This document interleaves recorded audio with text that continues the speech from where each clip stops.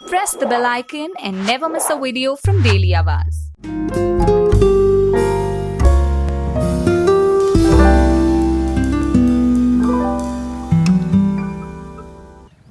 ਸਤਿ ਸ੍ਰੀ ਅਕਾਲ। ਤੁਸੀਂ ਵੇਖ ਰਹੇ ਹੋ ਡੇਲੀ ਆਵਾਜ਼ ਤੇ ਮੈਂ ਹਾਂ ਤੁਹਾਡਾ ਆਪਣਾ ਬਿੱਟੂ ਚੱਕਵਾਲਾ। ਦੋਸਤੋ, ਸਿੱਖ ਰਾਜ ਦੀ ਜਦੋਂ ਖਾਲਸਾ ਰਾਜ ਦੀ ਗੱਲ ਹੁੰਦੀ ਹੈ ਤਾਂ ਹਰ ਇੱਕ ਦੇ ਮਨ ਦੇ ਵਿੱਚ ਉਹ ਸਮਾਂ ਅੱਖਾਂ ਦੇ ਅੱਗੋਂ ਗੁਜ਼ਰਦਾ ਜਦੋਂ ਸ਼ੇਰੇ ਪੰਜਾਬ ਮਹਾਰਾਜਾ ਰਣਜੀਤ ਸਿੰਘ ਨੇ ਪੂਰੀ ਦੁਨੀਆ ਦੇ ਵਿੱਚ ਜਿਹੜੀ ਖਾਲਸਾ ਰਾਜ ਦੀ ਧਾਂਕ ਜਮਾਈ। ਕਾਬਲ ਕੰਧਾਰ ਤੱਕ ਜਿਹੜਾ ਖਾਲਸਾ ਰਾਜ ਫੈਲਿਆ ਤੇ ਅੱਜ ਦੁਨੀਆ ਦੀਆਂ ਵੱਡੀਆਂ ਤਾਕਤਾਂ ਜਿਨ੍ਹਾਂ ਇਲਾਕਿਆਂ ਨੂੰ ਸ਼ਾਂਤੀ ਬਹਾਲ ਕਰਨ ਲਈ ਉੱਥੇ ਆਪਣਾ ਯਤਨ ਕਰ ਰਹੀਆਂ ਨੇ, ਉਹ ਰਾਜ ਉਹ ਏਰੀਆ ਪੂਰਾ ਜਿਹੜਾ ਉਹ ਖੇਤਰ ਜਿਹੜਾ ਮਹਾਰਾਜਾ ਰਣਜੀਤ ਸਿੰਘ ਦੇ ਰਾਜ ਦੇ ਖੇਤਰ ਦੇ ਥੱਲੇ ਹੁੰਦਾ ਸੀ।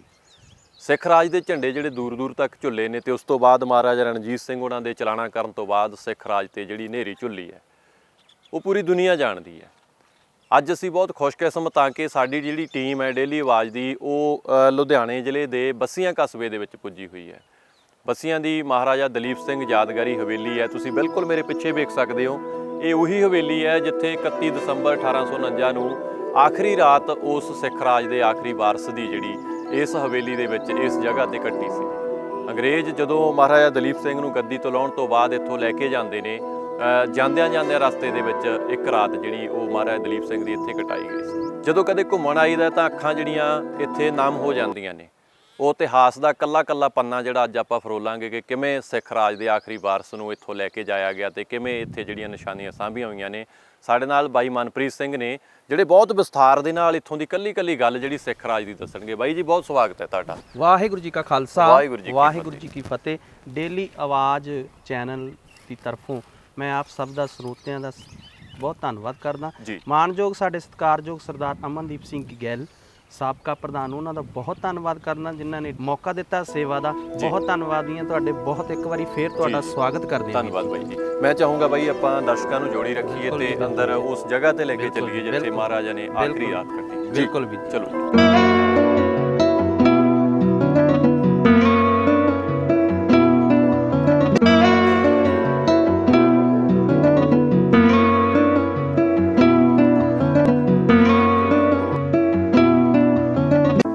ਗੱਲਬਾਤ ਸ਼ੁਰੂ ਕਰਦੇ ਹਾਂ ਦੋਸਤੋ। ਤੇ ਇਸ ਵਕਤ ਅਸੀਂ ਮਿਊਜ਼ੀਅਮ ਦੇ ਵਿੱਚ ਹਾਂ ਤੇ ਉਸ ਜਗ੍ਹਾ ਤੇ ਹਾਂ ਜਿੱਥੇ ਮਹਾਰਾਜਾ ਦਲੀਪ ਸਿੰਘ ਜੀ ਨੂੰ ਰੱਖਿਆ ਗਿਆ ਸੀ। ਸਭ ਤੋਂ ਪਹਿਲਾਂ ਭਾਈ ਸਾਹਿਬ ਜੀ, ਮੈਂ ਇਸ ਸਾਈਡ ਤੇ ਵੇਖ ਰਿਹਾ ਕਿ ਸੰਘਾਸਨ ਹੈ, ਇੱਥੋਂ ਹੀ ਸ਼ੁਰੂ ਕਰਾਂਗੇ ਆਪਾਂ। ਸਭ ਤੋਂ ਪਹਿਲਾਂ ਮਹਾਰਾਜਾ ਦਲੀਪ ਸਿੰਘ ਮੈਮੋਰੀਅਲ ਕੋਠੀ ਬੱਸੀਆਂ 'ਚ ਤੁਹਾਡਾ ਸਵਾਗਤ, ਜੀ ਆਇਆਂ ਨੂੰ, ਮੋਸਟ ਵੈਲਕਮ।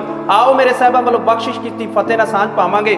ਵਾਹਿਗੁਰੂ ਜੀ ਕਾ ਖਾਲਸਾ ਵਾਹਿਗੁਰੂ ਜੀ ਕੀ ਫਤਿਹ। ਬੜੇ ਧੰਨਵਾਦੀ ਹਾਂ, ਤੁਸੀਂ ਆਪਣਾ ਕੀਮਤੀ ਸਮਾਂ ਕੱਢ ਕੇ ਆਏ ਹੋ। ਇੱਕ ਵਾਰੀ ਫੇਰ ਤੁਹਾਡਾ ਸਵਾਗਤ, ਜੀ ਆਇਆਂ ਨੂੰ, ਮੋਸਟ ਵੈਲਕਮ। ਸ਼ੁਰੂ ਕਰਾਂਗੇ ਆਪਾਂ ਇਤਿਹਾਸ ਦੀ ਕੜੀ। ਜੀ ਬਿਲਕੁਲ। ਸ਼ੇਰੇ ਪੰਜਾਬ ਮਹਾਰਾਜਾ ਰਣਜੀਤ ਸਿੰਘ ਦੀ ਤਸਵੀਰ। ਸਿੱਖ ਰਾਜ ਦੇ ਫਾਊਂਡਰ, ਸਿੱਖ ਰਾਜ ਦੇ ਪਿਤਾਮਾ ਮਹਾਰਾਜਾ ਰਣਜੀਤ ਸਿੰਘ ਦੀ ਗੱਲ ਕਰੀਏ ਤੇ ਮਹਾਰਾਜਾ ਰਣਜੀਤ ਸਿੰਘ ਬਿਲਕੁਲ ਅਨਪੜ੍ਹ ਸੀ। ਕਲੀਨ ਚਿੱਟ ਜਿਹਨੂੰ ਕਹਿੰਦੇ ਆ, ਪਰ ਫਿਰ ਵੀ ਇਹਨਾਂ ਨੇ ਆਪਣੀ ਪ੍ਰਤਿਭਾ, ਆਪਣੀ ਸੂਝ-ਬੂਝ, ਆਪਣੀ ਸਿਆਣਪ, ਆਪਣੇ ਮਾਈਂਡ ਦੇ ਨਾਲ ਇਹ ਰਾਜ ਐਸਟੈਬਲਿਸ਼ ਕੀਤਾ ਸੀ, ਇਹ ਰਾਜ ਸਥਾਪਿਤ ਕੀਤਾ ਸੀ। ਇਹ ਪੂਰਾ ਸਿੱਖ ਰਾਜ ਹੈ ਬਿਲਕੁਲ। ਵਾਹ ਜੀ। ਇਹ ਨਕਸ਼ਾ ਦਿਖਾ ਰਿਹਾ ਕਿ ਮਹਾਰਾਜਾ ਰਣਜੀਤ ਸਿੰਘ ਦੇ ਸਮੇਂ 'ਚ ਸਾਡਾ 5 ਦਰਿਆਵਾਂ ਦਾ ਪੰਜਾਬ ਕਿੱਥੋਂ ਤੋਂ ਕਿੱਥੇ ਤੱਕ ਸੀ। ਸਿੰਧ ਤੋਂ ਲੈ ਕੇ ਬਲੋਚਿਸਤਾਨ, ਬਲੋਚਿਸਤਾਨ ਤੋਂ ਲੈ ਕੇ ਅਫਗਾਨਿਸਤਾਨ, ਕਾਬੁਲ ਤੋਂ ਲੈ ਕੇ ਕੰਧਾਰ, ਜੰਮੂ ਕਸ਼ਮੀਰ, ਸ਼੍ਰੀਨਗਰ, ਪੁੰਛ, ਹਜ਼ਾਰਾ, ਅਟਕ, ਰਾਵਲ, ਜੇਲਮ, ਗੁਜਰਾਤ ਅਤੇ ਸਾਰਾ ਸਤਲੁਜ ਤੱਕ ਦਾ ਏਰੀਆ ਮਹਾਰਾਜਾ ਰਣਜੀਤ ਸਿੰਘ ਦਾ ਪੰਜਾਬ ਸੀ। ਇਹ ਕਾਬਲ ਕੰਧਾਰ ਦੀਆਂ ਗੱਲਾਂ ਜਿਹੜੀਆਂ ਅੱਜ ਅਸੀਂ ਕਰਦੇ ਹੁੰਦੇ ਆ ਅਫਗਾਨਿਸਤਾਨ। ਬਿਲਕੁਲ ਜੀ ਬਿਲਕੁਲ। ਸਿੱਖ ਰਾਜ ਦੇ ਬਿਲਕੁਲ ਸਰ ਜੀ ਬਿਲਕੁਲ। ਕਿਆ ਬਾਤ। ਕਿਉਂਕਿ ਅਸੀਂ ਜਾਣਦੇ ਹਾਂ ਇਤਿਹਾਸ ਨੂੰ ਕਿ ਅਮਰੀਕਾ ਸਭ ਤੋਂ ਦੁਨੀਆ ਦੀ ਜਿਹੜੀ ਵੱਡੀ ਤਾਕਤ ਬਣ ਚੁੱਕਿਆ, ਪਰ ਫਿਰ ਵੀ ਉਹ ਹਜੇ ਤੱਕ ਅਫਗਾਨਿਸਤਾਨ ਤੇ ਜਿੱਤ ਨਹੀਂ ਪ੍ਰਾਪਤ ਕਰ ਸਕਿਆ। ਪਰ ਮਹਾਰਾਜਾ ਰਣਜੀਤ ਸਿੰਘ ਦੀ ਐਸੇ ਮਹਾਰਾਜਾ ਹੋਏ ਜਿਨ੍ਹਾਂ ਦੀ ਉਪਸਥਿਤੀ ਦੇ ਵਿੱਚ ਸਕਿਆ ਅਫਗਾਨਿਸਤਾਨ ਤੇ ਵੀ ਅਸੀਂ ਜਿੱਤ ਪ੍ਰਾਪਤ ਕੀਤੀ। ਮਹਾਰਾਜਾ ਰਣਜੀਤ ਸਿੰਘ ਨੇ ਇਸ 5 ਦਰਿਆਵਾਂ ਦੀ ਧਰਤੀ ਤੇ ਲਗਾਤਾਰ 40 ਸਾਲ ਰਾਜ ਕੀਤਾ। ਆਪਣੀ ਸੂਝ-ਬੂਝ, ਸਿਆਣਪ ਅਤੇ ਦਿਮਾਗ ਦੇ ਨਾਲ ਰਾਜ ਕੀਤਾ। ਹਰ ਇੱਕ ਧਰਮ ਦਾ ਬਰਾਬਰ ਸਤਿਕਾਰ ਕੀਤਾ ਇਹਨਾਂ ਨੇ, ਕਿਸੇ ਧਰਮ ਦਾ ਇਹਨਾਂ ਨੇ ਨਿਰਾਦਰ ਨਹੀਂ ਕੀਤਾ। ਇਹਨਾਂ ਦੇ ਸਮੇਂ ਇਸ ਪੰਜਾਬ ਦੀ ਰਾਜਧਾਨੀ ਲਾਹੌਰ ਸੀ, ਜਿਹੜੀ ਅੱਜ ਸ਼੍ਰੀ ਅੰਮ੍ਰਿਤਸਰ ਸਾਹਿਬ ਤੋਂ 40 ਤੋਂ 45 ਕਿਲੋਮੀਟਰ ਦੀ ਦੂਰੀ। 27 ਜੂਨ 1839 ਈਸਵੀ ਨੂੰ ਮਹਾਰਾਜਾ ਰਣਜੀਤ ਸਿੰਘ ਜੀ ਅਕਾਲ ਚਲਾਣਾ ਕਰ ਜਾਂਦੇ ਨੇ। ਇਹਨਾਂ ਦੇ ਅਕਾਲ ਚਲਾਣਾ ਕਰ ਜਾਣ ਤੋਂ ਬਾਅਦ ਇਹਨਾਂ ਦੇ ਵੱਡੇ ਬੇਟੇ ਖੜਕ ਸਿੰਘ ਜੀ ਨੂੰ ਗੱਦੀ ਤੇ ਬਿਠਾਇਆ ਗਿਆ। ਉਹਨਾਂ ਤੋਂ ਬਾਅਦ ਉਹਨਾਂ ਦਾ ਬੇਟਾ ਨੌ ਨਿਹਾਲ ਸਿੰਘ, ਮਹਾਰਾਣੀ ਚੰਦ ਕੌਰ, ਮਹਾਰਾਜਾ ਸ਼ੇਰ ਸਿੰਘ, ਇਸ ਤਰ੍ਹਾਂ ਗੱਦੀ ਚੇਨ ਵਾਈਜ਼ ਚੱਲਦੀ ਆ, ਅੱਗੇ ਦੀ ਅੱਗੇ ਤੇ ਲਾਸਟ ਦੇ ਵਿੱਚ ਵਾਰੀ ਆਉਂਦੀ ਆ ਮਹਾਰਾਜਾ ਦਲੀਪ ਸਿੰਘ ਦੀ। ਇਹ ਸਭ ਤੋਂ ਛੋਟੇ ਪੁੱਤਰ ਸੀਗੇ। ਮਹਾਰਾਜਾ ਦਲੀਪ ਸਿੰਘ ਜੀ ਸ਼ੇਰੇ ਪੰਜਾਬ ਮਹਾਰਾਜਾ ਰਣਜੀਤ ਸਿੰਘ ਦੀ ਸਭ ਤੋਂ ਛੋਟੀ ਧਰਮ ਪਤਨੀ ਮਹਾਰਾਣੀ ਜਿੰਦ ਕੌਰ, ਜਿਨ੍ਹਾਂ ਨੂੰ ਹੁਣ ਤੱਕ ਅਸੀਂ ਢਾਡੀ ਜੱਥਿਆਂ ਰਾਹੀਂ ਕਵੀਸੀਆਂ ਰਾਹੀਂ ਮਹਾਰਾਣੀ ਜਿੰਦਾ ਦੇ ਨਾਲ ਸੰਬੋਧਨ ਕਰਦੇ ਹਾਂ। ਮਹਾਰਾਣੀ ਜਿੰਦਾ ਦੇ ਤੌਰ ਤੇ ਜਾਣਿਆ ਜਾਂਦਾ ਜੀ। ਉਹਨਾਂ ਦੀ ਕੁੱਖੋਂ 6 ਸਤੰਬਰ 1838 ਈਸਵੀ ਨੂੰ ਲਾਹੌਰ ਦੇ ਵਿੱਚ ਇਹਨਾਂ ਦਾ ਜਨਮ ਹੋਇਆ ਸੀ। ਜੀ ਜੀ। ਮਹਾਰਾਜਾ ਰਣਜੀਤ ਸਿੰਘ ਦੇ ਅਕਾਲ ਚਲਾਣਾ ਕਰ ਜਾਣ ਤੋਂ ਬਾਅਦ ਜਦੋਂ 4 ਸਾਲ ਦਾ ਸਮਾਂ ਬਤੀਤ ਹੋਇਆ, ਡੋਗਰੇ ਜਿਹੜੇ ਸਾਡੀ ਸਿੱਖ ਫੌਜ ਦੇ ਵਿੱਚ 1 ਰੁਪਿਆ ਤਨਖਾਹ ਤੇ ਭਰਤੀ ਹੋਏ ਸੀ, ਉਹਨਾਂ ਨੇ ਸਿੱਖਾਂ ਨੂੰ ਆਪਸ ਵਿੱਚ ਲੜਾਉਣਾ ਸ਼ੁਰੂ ਕਰ ਦਿੱਤਾ ਸੀ। ਉਹ ਨਾ ਕਿਸੇ ਨੂੰ ਰਾਜਾ ਬਣ ਦਿੰਦੇ ਸੀ, ਨਾ ਕਿਸੇ ਨੂੰ ਵਜ਼ੀਰ ਬਣ ਦਿੰਦੇ ਸੀ, ਕਿਉਂਕਿ ਸਾਰਾ ਰਾਜ ਆਪ ਹੜਪਣਾ ਚਾਹੁੰਦੇ ਸੀ। ਮਹਾਰਾਣੀ ਜਿੰਦ ਕੌਰ ਨੇ ਇੱਕ ਅਹਿਮ ਫੈਸਲਾ ਲਿਆ। ਅਸੀਂ ਸਾਰੇ ਜਾਣਦੇ ਹਾਂ ਕਿ ਜੋ ਵੀ ਇਤਿਹਾਸ ਰਚਿਆ ਗਿਆ ਉਹ ਸਿੱਖ ਰਾਜ ਦੇ ਵਿੱਚ ਰਚਿਆ ਗਿਆ ਜੀ। ਇੱਕ ਇਤਿਹਾਸ ਰਚਿਆ ਗਿਆ। ਉਹ ਇਤਿਹਾਸ ਕੀ ਸੀ ਕਿ ਜਦੋਂ ਮਹਾਰਾਜਾ ਦਲੀਪ ਸਿੰਘ 5 ਸਾਲ ਦੇ ਹੋਏ, ਹੁਣ ਅਸੀਂ ਦੇਖੀਏ 5 ਸਾਲ ਦੇ ਬੱਚੇ ਦੀ ਕਿੰਨੀ ਸੂਝ-ਬੂਝ ਹੁੰਦੀ ਹੈ। ਬਹੁਤ ਛੋਟਾ ਬੱਚਾ। 5 ਸਾਲ ਦੇ ਹੋਏ 15 ਸਤੰਬਰ 1843 ਈਸਵੀ ਨੂੰ ਰਾਜ ਤਿਲਕ ਕਰਕੇ ਇਸ ਸੋਨੇ ਦੇ ਸਿੰਘਾਸਨ ਤੇ ਬਿਠਾ ਕੇ ਲਾਹੌਰ ਦਾ ਵਾਰਿਸ ਐਲਾਨਿਆ ਗਿਆ ਸੀ। ਇਹ ਸੋਨੇ ਦਾ ਸਿੰਘਾਸਨ 1820 ਤੋਂ 30 ਈਸਵੀ ਦੇ ਵਿੱਚ ਹਫੀਜ਼ ਮੁਹੰਮਦ ਮੁਲਤਾਨੀ, ਜੋ ਕਿ ਲਾਹੌਰ ਦਾ ਰਹਿਣ ਵਾਲਾ ਸੀ, ਉਸਨੇ ਮਹਾਰਾਜਾ ਰਣਜੀਤ ਸਿੰਘ ਲਈ ਤਿਆਰ ਕਰਵਾਇਆ ਸੀ। ਉਹਨਾਂ ਨੇ ਭੇਟ ਕੀਤਾ ਸੀ। ਬਿਲਕੁਲ ਜੀ, ਕਿਉਂਕਿ ਸਿੱਖ ਮਹਾਰਾਜਿਆਂ ਦੀ ਤਾਕਤ ਦਾ ਇਜ਼ਹਾਰ ਹੀ ਇਹਨਾਂ ਚੀਜ਼ਾਂ ਤੋਂ ਹੋਇਆ ਕਰਦਾ ਸੀ। 1853 ਈਸਵੀ ਦੇ ਵਿੱਚ ਲਾਰਡ ਡਲਹੌਜੀ ਸਾਡੇ ਪੰਜਾਬ ਦਾ ਗਵਰਨਰ ਜਨਰਲ ਬਣਿਆ ਸੀ। ਹੁਣ ਤੁਹਾਡੇ ਕੁਐਸਚਨ ਤੇ ਮੈਂ ਉਹਦਾ ਜਵਾਬ ਦੇ ਰਿਹਾ। 1853 ਚ ਜਦੋਂ ਉਹ ਗਵਰਨਰ ਜਨਰਲ ਬਣਿਆ, ਉਸਨੇ ਇਸ ਨੂੰ ਲਾਹੌਰ ਤੋਂ ਉਠਵਾਇਆ ਕਲਕੱਤੇ ਲੈ ਗਿਆ, ਕਿਉਂਕਿ ਕਲਕੱਤੇ ਇਹਨਾਂ ਦਾ ਮੇਨ ਆਫਿਸ ਸੀ। ਈਸਟ ਇੰਡੀਆ ਕੰਪਨੀ ਐਸਟੈਬਲਿਸ਼ ਕੀਤੀ ਗਈ ਸੀ, ਜਿਹਦਾ ਮੇਨ ਦਫ਼ਤਰ ਕਲਕੱਤੇ ਬਣਾਇਆ ਗਿਆ ਸੀ। ਉੱਥੋਂ ਸਮੁੰਦਰੀ ਰਸਤੇ ਰਾਹੀਂ ਇੰਗਲੈਂਡ ਤੱਕ। ਉੱਥੋਂ ਫਿਰ ਇਸ ਨੂੰ 1879 ਦੇ ਵਿੱਚ ਇੰਗਲੈਂਡ ਲਈ ਰਵਾਨਾ ਕਰ ਦਿੱਤਾ। ਇੱਥੇ ਹੁਣ ਮੈਂ ਤੁਹਾਡੇ ਨਾਲ ਇੱਕ ਗੱਲ ਸਾਂਝੀ ਕਰਾਂਗਾ ਕਿ ਜਿਹੜਾ ਇਹ ਤੁਸੀਂ ਮਿਊਜ਼ੀਅਮ ਵਿਜ਼ਿਟ ਕਰਨ ਆਏ ਹੋ, ਇਹ ਅਸੀਂ ਟੋਟਲੀ ਮਿਊਜ਼ੀਅਮ ਇੰਗਲੈਂਡ ਦੇ ਮਿਊਜ਼ੀਅਮ ਦੀ 90% ਕਾਪੀ ਕੀਤਾ ਜੀ। ਇਹ ਸਾਰਾ ਇਸੇ ਤਰ੍ਹਾਂ ਉੱਥੇ ਬਿਲਕੁਲ ਸਰ ਜੀ, ਇੰਗਲੈਂਡ ਦੇ ਵਿੱਚ ਪਿਆ ਵਾ, ਉਸੇ ਤਰ੍ਹਾਂ ਹੀ ਉਹਦੀ 90% ਅਸੀਂ ਕਾਪੀ ਕੀਤਾ ਵਾ। ਜੀ ਜੀ।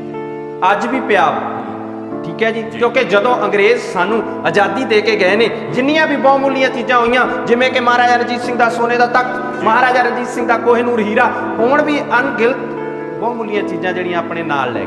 ਬਿਲਕੁਲ। ਇਹ ਸਾਡੇ ਕੋਲੇ 90% ਕਾਪੀ। ਇਹ ਅੱਜ ਵੀ ਇੰਗਲੈਂਡ ਦੇ ਵਿੱਚ ਸਾਊਥ ਕੈਂਸਿੰਗਟਨ ਦੇ ਵਿੱਚ ਪਿਆ ਜੀ। ਅੱਛਾ ਜੀ। ਸਾਊਥ ਕੈਂਸਿੰਗਟਨ ਦੇ ਵਿੱਚ ਉੱਥੇ ਪਿਆ। ਇਹ ਲਗਭਗ ਸਰ 3 ਕੁਇੰਟਲ ਦੇ ਹੈ ਜੀ, ਪਿਓਰ ਸੋਨੇ ਦਾ ਬਣਿਆ ਹੈ ਜੀ। ਇਹ ਹੈ ਜੀ ਮਹਾਰਾਜਾ ਦਲੀਪ ਸਿੰਘ ਦੀ ਤਲਵਾਰ ਦਾ ਨਮੂਨਾ। ਅੱਛਾ ਜੀ। ਦੀ replica of the ਸਵਾਰਡ of Maharaja Dalip Singh, ਜਿਹੜੀ ਇੰਗਲੈਂਡ ਦੇ ਵਿੱਚ ਪਈ ਆ, ਜਿਹਦੀ ਸਾਡੇ ਕੋਲੇ 90% ਕਾਪੀ ਹੈ ਜੀ। ਜੀ। ਮਤਲਬ ਹਰ ਇੱਕ ਚੀਜ਼ ਨੂੰ ਤੁਸੀਂ ਬਿਲਕੁਲ ਸਰ, ਉਸੇ ਤਰ੍ਹਾਂ ਅਸੀਂ ਕੋਸ਼ਿਸ਼ ਕੀਤੀ ਹੈ ਕਿ ਸਾਡੀ ਆਉਣ ਵਾਲੀ ਪੀੜ੍ਹੀ ਆ ਜਿਹੜੀ, ਉਹਨਾਂ ਨੂੰ ਸਾਡੇ ਸਿੱਖ ਇਤਿਹਾਸ ਦਾ ਪਤਾ ਚੱਲ ਸਕੇ ਵੀ ਕੀ ਆ, ਕਿੰਨਾ ਵਾਸਟ ਆ ਸਾਡਾ ਇਤਿਹਾਸ। ਬਾਕੀ ਬਾਈ ਜੀ, ਕੁੱਜੇ 'ਚ ਕਦੇ ਸਮੁੰਦਰ ਬੰਦ ਨਹੀਂ ਹੋਇਆ। ਗੱਲ ਕਰੀਏ ਇਸ ਤਸਵੀਰ ਦੀ ਜੀ। 1852 ਈਸਵੀ ਦੇ ਵਿੱਚ ਇਹ 14 ਸਾਲ ਦੀ ਉਮਰ ਦੀ ਤਸਵੀਰ ਮਹਾਰਾਜਾ ਦਲੀਪ ਸਿੰਘ ਦੀ, ਮਸੂਰੀ ਦੇ ਵਿੱਚ ਇੱਕ ਲੈਂਡੌਰ ਨਾਂ ਦਾ ਪਹਾੜੀ ਏਰੀਆ, ਹਿਲ ਸਟੇਸ਼ਨ, ਜਿੱਥੇ ਮਹਾਰਾਜਾ ਦਲੀਪ ਸਿੰਘ ਨੂੰ ਅੰਗਰੇਜ਼ ਜਿਹੜੇ ਨੇ ਗਰਮੀ ਦੀਆਂ ਛੁੱਟੀਆਂ ਮਨਾਉਣ ਲਈ ਲੈ ਕੇ ਗਏ ਸੀ, ਕਿਉਂਕਿ 9 ਸਾਲ ਦੀ ਉਮਰ ਸੀ ਜਦੋਂ ਮਾਤਾ ਨਾਲੋਂ ਵੱਖ ਕਰ ਦਿੱਤਾ ਸੀ ਇਹਨਾਂ ਨੂੰ ਤੇ ਆਪਣੀ ਕਸਟਡੀ 'ਚ ਲੈ ਲਿਆ ਸੀ। ਇਹ ਤਸਵੀਰ ਅੰਗਰੇਜ਼ਾਂ ਦਾ ਸ਼ਾਹੀ ਚਿੱਤਰਕਾਰ ਹੋਇਆ ਜਾਰਜ ਵਿਚੀ, ਉਹਨਾਂ ਦੁਆਰਾ ਤਿਆਰ ਕੀਤਾ ਗਿਆ ਪੋਰਟਰੇਟ। ਤੁਸੀਂ ਇੱਕ ਇਸ ਤਸਵੀਰ ਦੇ ਵਿੱਚ ਦੇਖ ਰਹੇ ਹੋ ਮਹਾਰਾਜਾ ਦਲੀਪ ਸਿੰਘ ਦੇ ਗਲੇ ਦੇ ਵਿੱਚ ਇੱਕ ਲੌਕਟ ਪਾਇਆ, ਉਹਦੇ ਵਿੱਚ ਵੀ ਤਸਵੀਰ ਆ। ਉਹ ਤਸਵੀਰ ਇੰਗਲੈਂਡ ਦੀ ਮਲਿਕਾ ਮਹਾਰਾਣੀ ਵਿਕਟੋਰੀਆ ਦੀ ਤਸਵੀਰ ਆ। ਜੀ ਜੀ। ਕਿਉਂਕਿ ਮਹਾਰਾਣੀ ਵਿਕਟੋਰੀਆ ਮਹਾਰਾਜਾ ਰਣਜੀਤ ਸਿੰਘ ਦੇ ਸਿੱਖ ਰਾਜ ਤੋਂ ਬੜੀ ਪ੍ਰਭਾਵਿਤ ਸੀ। ਉਹਦਾ ਮੰਨਣਾ ਸੀ ਕਿ ਇੱਕ ਅਨਪੜ੍ਹ ਹੋਣ ਦੇ ਬਾਵਜੂਦ ਇੰਨਾ ਸੋਹਣਾ ਰਾਜ ਕੀਤਾ ਤੇ ਇੰਨਾ ਲੰਮਾ ਸਮਾਂ ਰਾਜ ਕੀਤਾ। ਇਤਿਹਾਸ ਤੁਸੀਂ ਸਾਰੇ ਜਾਣਕਾਰੀ ਰੱਖਦੇ ਹੋ ਕਿ ਜਿੰਨਾ ਚਿਰ ਮਹਾਰਾਜਾ ਰਣਜੀਤ ਸਿੰਘ ਰਹੇ ਨੇ, ਉਹਨਾਂ ਚਿਰ ਅੰਗਰੇਜ਼ ਸਾਡੇ ਪੰਜਾਬ ਦੇ ਵਿੱਚ ਦਾਖਲ ਨਹੀਂ ਹੋਏ। ਲਾਰਡ ਆਕਲੈਂਡ ਇਹਨਾਂ ਦਾ ਇੱਕ ਗਵਰਨਰ ਹੋਇਆ, ਉਹਦੇ ਰਾਹੀਂ ਇਹ ਲੌਕਟ ਮਹਾਰਾਜਾ ਰਣਜੀਤ ਸਿੰਘ ਨੂੰ ਭੇਜਿਆ ਗਿਆ, ਜਿਹੜਾ ਮਹਾਰਾਜਾ ਰਣਜੀਤ ਸਿੰਘ ਨੇ ਛੋਟੀ ਉਮਰ ਦੇ ਵਿੱਚ ਮਹਾਰਾਜਾ ਦਲੀਪ ਸਿੰਘ ਦੇ ਗਲ ਦੇ ਵਿੱਚ ਪਾ ਦਿੱਤਾ ਸੀ। 9 ਮਹੀਨੇ 11 ਦਿਨ ਦੇ ਸੀ ਮਹਾਰਾਜਾ ਦਲੀਪ ਸਿੰਘ ਜੀ, ਜਦੋਂ ਮਹਾਰਾਜਾ ਰਣਜੀਤ ਸਿੰਘ ਜੀ ਅਕਾਲ ਚਲਾਣਾ ਕਰ ਜਾਂਦੇ। ਜੀ। ਸੋ ਦੋਸਤੋ, ਤੁਸੀਂ ਵੇਖ ਰਹੇ ਹੋ ਬਹੁਤ ਵਧੀਆ ਤਰੀਕੇ ਨਾਲ ਬਾਈ ਮਨਪ੍ਰੀਤ ਸਿੰਘ ਜੀ ਪਰਤ ਦਰ ਪਰਤ ਜਿਹੜਾ ਉਹ ਸਿੱਖ ਰਾਜ ਦੀਆਂ ਗੱਲਾਂ ਸਾਡੇ ਨਾਲ ਸਾਂਝੀਆਂ ਕਰ ਰਹੇ ਨੇ। ਬਾਈ ਜੀ ਜਾਰੀ ਰੱਖੋ। ਸ਼ੇਰੇ ਪੰਜਾਬ ਮਹਾਰਾਜਾ ਰਣਜੀਤ ਸਿੰਘ ਦੀ ਸਭ ਤੋਂ ਛੋਟੀ ਧਰਮ ਪਤਨੀ ਮਹਾਰਾਣੀ ਜਿੰਦ ਕੌਰ, ਜਿਸ ਨੂੰ ਅਸੀਂ ਮਹਾਰਾਣੀ ਜਿੰਦਾ ਦੇ ਨਾਂ ਨਾਲ ਸੰਬੋਧਨ ਕਰਦੇ ਹਾਂ, ਇਹ ਔਲਖਾਂ ਦੀ ਧੀ ਸੀ। ਗੋਤ ਇਹਨਾਂ ਦਾ ਔਲਖ ਸੀ, ਮੰਨਾ ਸਿੰਘ ਔਲਖ ਦੀ ਧੀ ਸੀ।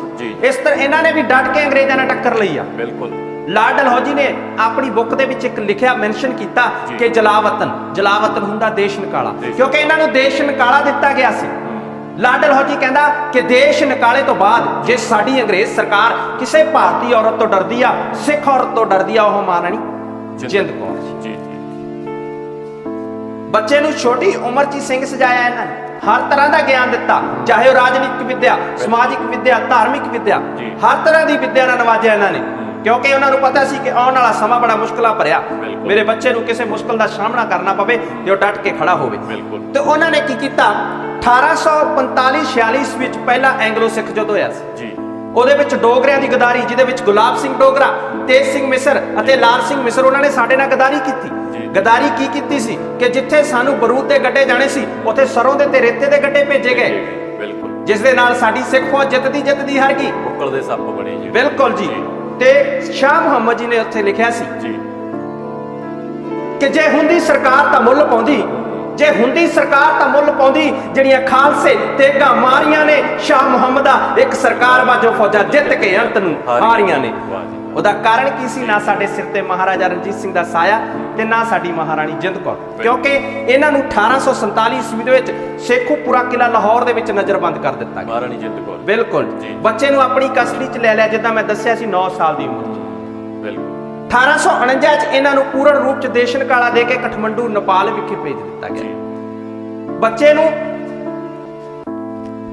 ਇਸ ਸਕਾਟਲੈਂਡ ਦਾ ਡਾਕਟਰ ਜੌਨ ਸਪੈਂਸਰ ਲੌਗਿਨ ਤੇ ਉਹਨਾਂ ਦੀ ਪਤਨੀ ਲੇਡੀ ਲੀਨਾ ਲੌਗਿਨ, ਇਹਨਾਂ ਨੂੰ ਬੱਚੇ ਦੇ ਕੇਅਰ ਟੇਕਰ ਨਿਯੁਕਤ ਕੀਤਾ ਗਿਆ। ਜੀ, ਮਹਾਰਾਜਾ ਦਲੀਪ ਸਿੰਘ ਨੂੰ ਇਹਨਾਂ ਦੇ ਕੇਅਰ ਟੇਕਰ ਨਿਯੁਕਤ ਕੀਤਾ ਗਿਆ, ਕਿਉਂਕਿ ਇਹ ਸਕਾਟਲੈਂਡ ਦਾ ਡਾਕਟਰ ਹੋਇਆ, ਸਾਈਕੋ ਦਾ ਸਪੈਸ਼ਲਿਸਟ ਹੋਇਆ, ਸਰਜਨ ਹੋਇਆ, ਪੈਡੀਆਟ੍ਰਿਕ ਬੱਚਿਆਂ ਦਾ ਸਪੈਸ਼ਲਿਸਟ ਹੋਇਆ। ਲਾਰਡ ਡਲਹੌਜੀ ਨੇ ਇਸ ਦੀ ਸਪੈਸ਼ਲ ਡਿਊਟੀ ਲਾਈ ਸੀ ਕਿ ਤੂੰ ਬੱਚੇ ਦਾ ਮਾਈਂਡ ਵਾਸ਼ ਕਰ ਦੇ, ਦੇਖ ਰੇਖ ਇਹਨਾਂ ਦੀ ਸੀ। ਬਿਲਕੁਲ, ਵੀ ਤੂੰ ਮਾਈਂਡ ਦੇ ਵਿੱਚ ਇਹ ਭਰ ਦੇ ਕਿ ਸਿੱਖ ਧਰਮ ਨੇ ਤੈਨੂੰ ਕੁਝ ਨਹੀਂ ਦਿੱਤਾ, ਸਿੱਖ ਧਰਮ ਨੇ ਤੇਰੇ ਮਾਤਾ ਪਿਤਾ ਖੋਲੇ, ਤੇਰਾ ਰਾਜ ਭਾਗ ਖੋਲਿਆ, ਸਾਰਾ ਕੁਝ ਖੋਲਿਆ, ਤੂੰ ਕੀ ਆ, ਜੋ ਕੁਝ ਤੈਨੂੰ ਦਿੱਤਾ ਉਹ ਸਾਈ ਧਰਮ ਨੇ। ਇਹਨਾਂ ਨੇ ਉਸੇ ਤਰ੍ਹਾਂ ਹੀ ਬੱਚੇ ਦਾ ਮਾਈਂਡ ਵਾਸ਼ ਕਰ ਦਿੱਤਾ। ਇੱਥੋਂ ਤੱਕ ਸਮਾਂ ਆ ਗਿਆ ਕਿ ਬੱਚਾ ਇਹਨਾਂ ਨੂੰ ਮਾਤਾ ਪਿਤਾ ਕਹਿਣ ਲੱਗ ਗਿਆ ਸੀ, ਇਹਨਾਂ ਨੂੰ ਮਾਪਿਓ ਕਹਿਣ ਲੱਗ ਗਿਆ। ਬਿਲਕੁਲ ਜੀ, ਇਹਨਾਂ ਮਾਈਂਡ ਵਾਸ਼ ਕਰਤਾ ਉਹਨਾਂ ਨੇ। ਅੱਛਾ। ਮਹਾਰਾਜਾ ਰਣਜੀਤ ਸਿੰਘ ਦਾ ਸ਼ਾਹੀ ਖਜ਼ਾਨਾ, ਦੁਨੀਆ ਦੇ ਵਿੱਚ ਸਭ ਤੋਂ ਜ਼ਿਆਦਾ ਦੌਲਤ ਮਹਾਰਾਜਾ ਰਣਜੀਤ ਸਿੰਘ ਕੋਲੇ ਹੋਈ ਆ। ਮਹਾਰਾਜਾ ਰਣਜੀਤ ਸਿੰਘ ਨੇ ਜਦੋਂ ਆਪਣੇ ਗ੍ਰੈਂਡਸਨ ਪੋਤੇ ਨੌ ਨਿਹਾਲ ਸਿੰਘ ਦੀ ਮੈਰਿਜ ਕੀਤੀ ਸੀ ਤੇ ਉਹਦੇ ਵਿੱਚ 1.25 ਲੱਖ ਬੰਦਾ ਬਰਾਤ ਗਿਆ ਸੀ। ਹਰ ਇੱਕ ਬੰਦੇ ਨੂੰ ਸੋਨੇ ਚਾਂਦੀ ਦੀਆਂ ਮੋਹਰਾਂ ਨਾਲ ਨਵਾਜਿਆ ਗਿਆ ਸੀ। ਅੱਜ ਤੱਕ ਦਾ ਲਾ ਲਓ ਵੀ ਇਹ ਦੁਨੀਆ ਦਾ ਸਭ ਤੋਂ ਮਹਿੰਗਾ ਵਿਆਹ ਹੋਇਆ ਸੀ। ਉਸ ਖਜ਼ਾਨੇ ਦਾ ਚਾਰਜ ਵੀ ਡਾਕਟਰ ਲੌਗਨ ਨੂੰ ਦੇ ਦਿੱਤਾ ਗਿਆ। ਇਸਨੇ ਜੋ ਕੁਛ ਆਉਣਾ ਬੱਚੇ ਤੋਂ ਲਿਖਾ ਕੇ ਇੰਗਲੈਂਡ, ਕਿਉਂਕਿ ਉਸ ਟਾਈਮ ਮਹਾਰਾਜਾ ਦਲੀਪ ਸਿੰਘ ਨੂੰ ਰਾਜਗੱਦੀ ਤੇ ਬਿਠਾਇਆ ਗਿਆ ਸੀ, ਨਾ ਮਾਤਰ ਦੇ ਮਹਾਰਾਜਾ ਸੀ ਇਹ, ਫੈਸਲੇ ਸਾਰੇ ਅੰਗਰੇਜ਼ ਲਿਆ ਕਰਦੇ ਸੀ। ਇੱਕ ਸਿਰਫ ਸਿੱਖਾਂ ਨੂੰ ਦਿਖਾਉਣ ਲਈ ਵੀ ਤੁਹਾਡਾ ਮਹਾਰਾਜਾ ਬੈਠਾ, ਉੱਤਰਾਧਿਕਾਰੀ ਨੇ ਵੀ ਉਹਦੇ ਨਾਲ ਕੋਈ ਵਿਦਰੋਹ ਦੀ ਲਹਿਰ ਨਾ ਜਾਗ। ਤੇ ਉਸ ਤੋਂ ਬਾਅਦ ਇਸਨੇ ਜੋ ਕੁਛ ਹੋਣਾ ਲਿਖਵਾ ਕੇ ਇੰਗਲੈਂਡ ਸਾਰਾ ਸ਼ਾਹੀ ਖਜ਼ਾਨਾ ਇੰਗਲੈਂਡ ਭੇਜ। ਮਹਾਰਾਜਾ ਰਣਜੀਤ ਸਿੰਘ ਆਪਣੇ ਸੱਜੇ ਡੌਲੇ ਤੇ ਰਾਈਟ ਆਰਮ ਤੇ ਇੱਕ ਕੋਹਿਨੂਰ ਹੀਰਾ ਪਹਿਨਿਆ ਕਰਦੇ ਸੀ। ਉਹ ਕੋਹਿਨੂਰ ਹੀਰਾ ਵੀ ਇੰਗਲੈਂਡ ਪਹੁੰਚਾਉਣ ਵਾਲੇ ਡਾਕਟਰ ਲੌਗਨ, ਬਿਲਕੁਲ, ਇਹਨਾਂ ਨੇ ਮਹਾਰਾਜਾ ਦਲੀਪ ਸਿੰਘ ਤੋਂ ਗਿਫਟ ਕਰਵਾਇਆ ਆਪਣੇ ਆਪ ਨੂੰ, ਵੀ ਮੈਨੂੰ ਗਿਫਟ ਕਰ ਦਿੱਤਾ। ਤੇ ਦਿੱਤਾ ਇਹਨਾਂ ਨੇ ਲਾਰਡ ਡਲਹੌਜੀ ਨੂੰ। ਲਾਰਡ ਡਲਹੌਜੀ ਇੱਕ ਲੈਦਰ ਦੀ ਬੈਲਟ ਬਣਵਾ ਕੇ ਪਵਾ ਕੇ ਉਹਦੇ ਵਿੱਚ ਲੈ ਕੇ ਗਿਆ ਸੀ 1850 ਈਸਵੀ ਵਿੱਚ। ਉਹ ਵੀ ਤੁਹਾਨੂੰ ਸਾਰਾ ਇਤਿਹਾਸ ਦੱਸਿਆ ਜਾਏਗਾ। ਉਸ ਤੋਂ ਬਾਅਦ ਇਹਨਾਂ ਨੂੰ ਇਸੇ ਤਰ੍ਹਾਂ ਹੀ ਇਹਨਾਂ ਨੇ ਤੇ ਮਹਾਰਾਜਾ ਦਲੀਪ ਸਿੰਘ ਜੀ ਨੂੰ ਈਸਾਈ ਧਰਮ ਤਬਦੀਲ ਕਰਾਉਣ ਦੇ ਵਿੱਚ ਇਹਨਾਂ ਦਾ ਬਹੁਤ ਵੱਡਾ ਯੋਗਦਾਨ ਹੈ ਜੀ। ਸਿੱਖ ਧਰਮ ਤੋਂ ਈਸਾਈ ਧਰਮ ਵੱਲ ਜਾਣ, ਬਿਲਕੁਲ ਜੀ। ਤੇ ਮਹਾਰਾਜਾ ਦਲੀਪ ਸਿੰਘ ਨੂੰ ਇੰਗਲੈਂਡ ਭੇਜਣ ਵਾਲੇ ਵੀ ਡਾਕਟਰ ਲੌਗਨ ਨੇ ਜੀ। ਇਹ ਹੈ ਜੀ ਮਹਾਰਾਜਾ ਦਲੀਪ ਸਿੰਘ ਦਾ ਬਸਟ, ਯਾਨੀ ਕਿ ਅੱਧਾ ਪੁੱਤ ਜਿਹਨੂੰ ਅਸੀਂ ਕਹਿੰਦੇ ਹਾਂ, ਬਿਲਕੁਲ, ਜਿਹੜਾ ਕਿ ਉਹਨਾਂ ਦੀ ਸ਼ਖਸੀਅਤ ਨੂੰ, ਉਹਨਾਂ ਦੀ ਪਰਸਨੈਲਿਟੀ ਨੂੰ ਸ਼ੋਅ ਕਰਦਾ। ਸਾਡੀ ਸਾਰਿਆਂ ਦੀ ਪਰਸਨੈਲਿਟੀ ਸ਼ੋਅ ਹੁੰਦੀ ਹੈ, ਬਿਲਕੁਲ ਜੀ ਜੀ। ਇਹਨਾਂ ਦੀ ਪਰਸਨੈਲਿਟੀ ਵੱਖਰੀ ਸ਼ੋਅ ਹੁੰਦੀ ਸੀ ਕਿ ਜਿੱਦਾਂ ਇਹਨਾਂ ਨੇ ਜਿਹੜੀ ਵੀ ਦਸਤਾਰ ਸਜਾਈ ਆ ਉਹਦੇ ਸਾਈਡ ਤੇ ਝਾਲਰ ਜ਼ਰੂਰ ਲਟਕਦੀ ਹੁੰਦੀ ਸੀ, ਇਸ ਪਾਸੇ ਜਿਸ ਤਰ੍ਹਾਂ, ਬਿਲਕੁਲ ਦੋਨੇ ਸਾਈਡਾਂ ਤੇ ਦੇਖ ਰਹੇ ਹੋ ਤੁਸੀਂ ਜੀ ਜੀ। ਤੇ ਨਾਲ ਹੀ ਜਿਹੜੀ ਅਸੀਂ ਆ 50 ਸਿੱਧੀ ਲਾਉਂਦੇ ਆ, ਇਹ ਹਮੇਸ਼ਾ ਤਿਰਛੀ ਲਾਇਆ ਕਰਦੇ ਸੀ, ਟੇਢੀ ਲਾਇਆ ਕਰਦੇ ਸੀ, ਜਿਹੜੀ ਇਹਨਾਂ ਦੀ ਸ਼ਖਸੀਅਤ ਨੂੰ ਹੋਰ ਵੀ ਚਾਰ ਚੰਦ ਲਗਾਉਂਦੀ ਸੀ। ਬਿਲਕੁਲ ਜੀ।